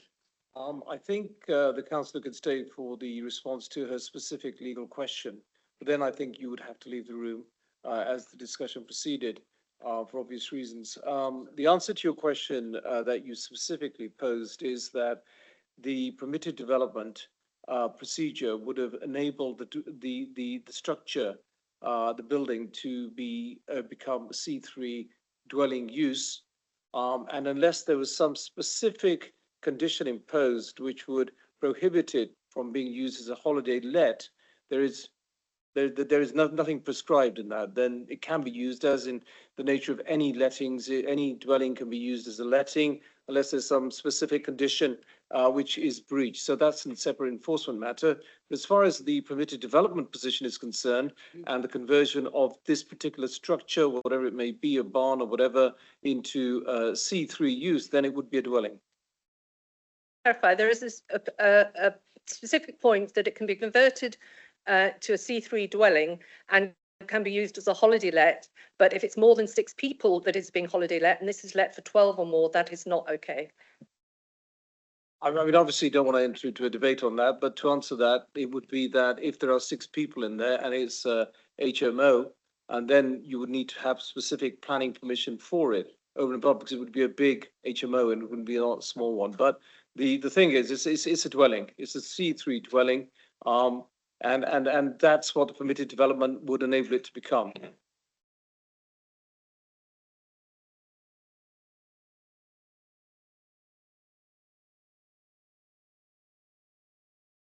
Yeah, Chair, I mean, I guess on the debate over that, we're in danger of drawing ourselves to the wrong issue that's not before us. But what I can say is, I mean, it can be a matter of judgment as to whether a material change of use occurs. The thing, unfortunately, I've been saying or meeting up, you've got to stick to what's in front of you and the scope of the application. So I do apologise about that, but it's true in this case as well, in that the lawful position is that that building is a C3 dwelling. That was the rationale for its conversion under permitted development rights to what it is.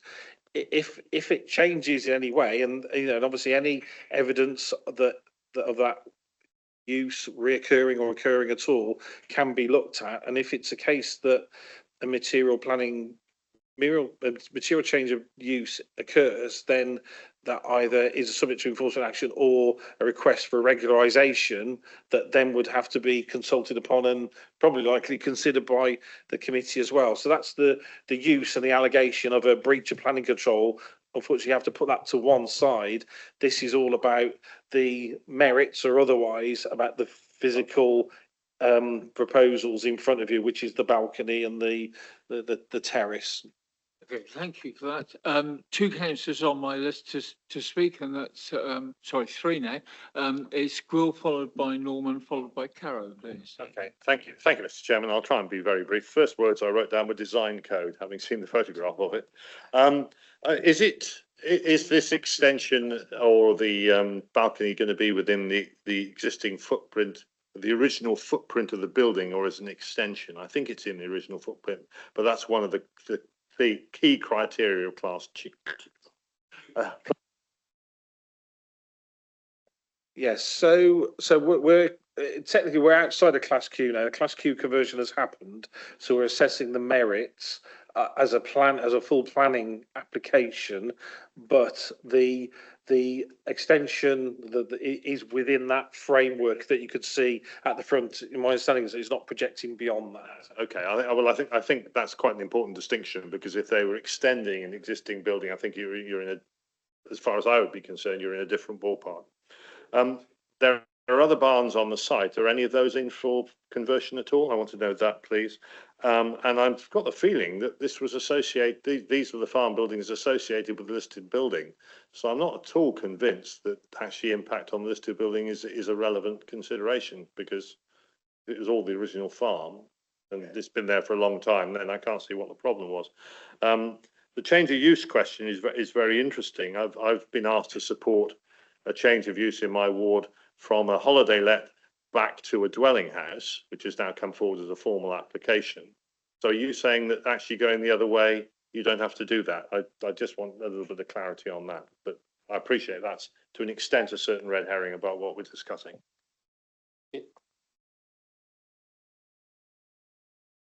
Yes, so I'm not aware of any proposals in currently to convert other buildings at the site into to residential. Of course, that doesn't mean that they may not come forward, but I know as a group of officers weekly, actually, we consider cases and thorny issues, and this was on the agenda a few weeks ago, actually. So we kind of collectively looked at this as well, and so I'm not aware of any existing live applications on the site as well. As for the material change use, going from a dwelling to a holiday let, it can be a matter of fact and degree, and I think we'd have to look at evidence along that line. It's got a nice swimming pool in it, apparently. That's very nice. According to this.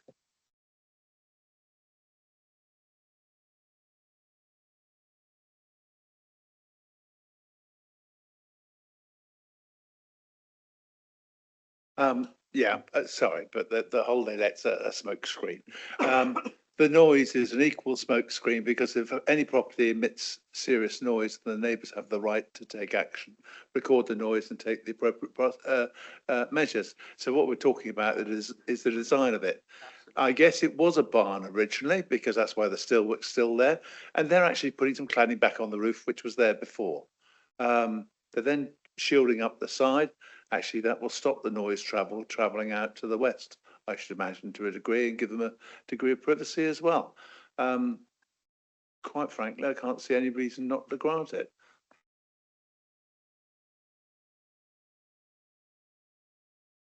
I'm thoroughly baffled by this one, because I've got, the minute you Google this property, you just get dates you can book and pictures of swimming pools and what have you.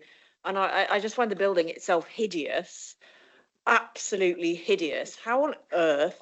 I mean, dear God. I mean, inside you've got some nice sort of parky floors and you've got your swimming pool, but on the outside it's just absolutely hideous. So I'm just kind of like shocked. It's definitely not used as a dwelling, and it's definitely hideous. I'm now just kind of thinking whether the balcony would make it less hideous or not.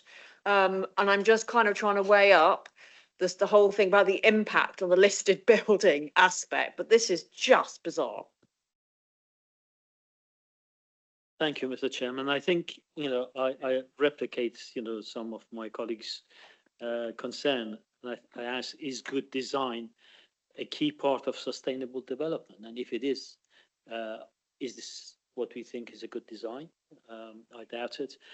I think setting, next to, adjacent to a listed building, we need to be a bit more sympathetic to the way we design buildings. And I think what I like to see is perhaps if we could go back to applicants and try and ask them to come up with a better design that is more in line with the sort of way that the local area is actually aligned to. I think people mentioned amenity of the surrounding residence property. That's something we ought to sort of take into consideration as well. So I would like to sort of defer the application till we come back with a better design. Yes, thank you, Chair. Thank you for the questions and the comments there. Yeah, I agree. It's not a great building. Unfortunately, when Class Q was brought in, it kind of took the design merit element away from what used to be called barn conversions. Used to be nice stone barns and have merit, and that when it was brought in a number of years ago, that unfortunately went out of the window. And the test to be permitted development now is just that the building is substantial enough, and even that has been stretched and stretched over the years. I think there was a court case that we were actually talking about this morning that actually put a line in the sand, but there doesn't have to be a great deal of an existing building to qualify for Class Q. So I would say, even though this building is not a thing of beauty, it was a legitimate Class Q conversion because it was a building. So the building doesn't have to be visually pleasing in order to qualify under Class Q. So that has happened. So that build, what you see there is completely lawful. The design merits, therefore, are what you do with the front, and the question is the balcony, the level, and the cladding around it. Is that harmful enough to warrant the refusal of planning permission? Unfortunately, you are constrained by exactly what you see before you there. And it's the merits of what is proposed. It's not what's in front of you. That's already happened, unfortunately, through effectively another deregulation of planning. Stephen, if you wanted to get to something nice, you wouldn't have started from here. That's always the problem, isn't it? I have enormous sympathy with what Councillor Johnson has said and what Councillor Farbahey have said. As local members, they are very painfully aware of this, I'm sure. However, what Mr. Collins has said, unfortunately, I think is absolutely right, that it's a Class Q conversion. However much we regret Class Qs, unfortunately, it's a current fact of planning life. That framework was presumably the extent of the original barn. All they did was to convert 2/3 of it, 3/4 of it, leave the remainder of the frame in place, presumably with this sort of idea at the back of their minds to bring forward. So they're not actually extending it beyond the length of the original barn. So therefore, and I know I always get criticised for this, one of the questions I always end up by asking myself is, if this went to appeal, would it be defendable? And I think the problem is it would be really difficult to defend a refusal here because the framework's in place. It is a Class Q. The rest of the building has been converted in terms of what they're proposing to do. I don't know that it's going to be really very different really to what the appearance of the original barn was going to be.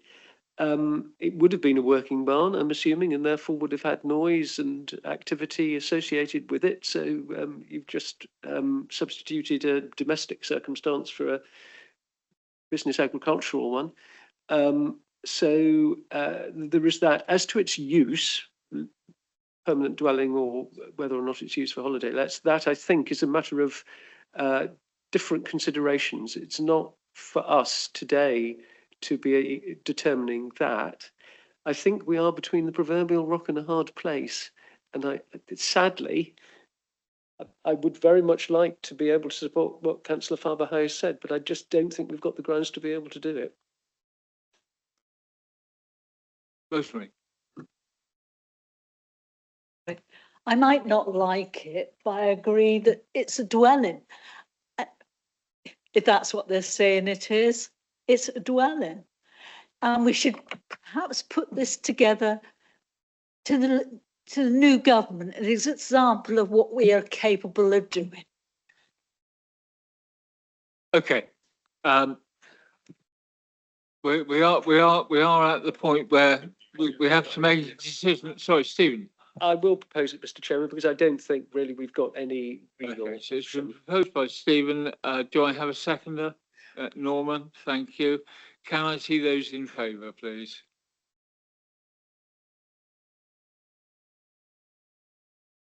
Two, three, six, seven. And those against or abstaining? Against or abstaining, Carol? Both. Right. I need one. Are you abstain?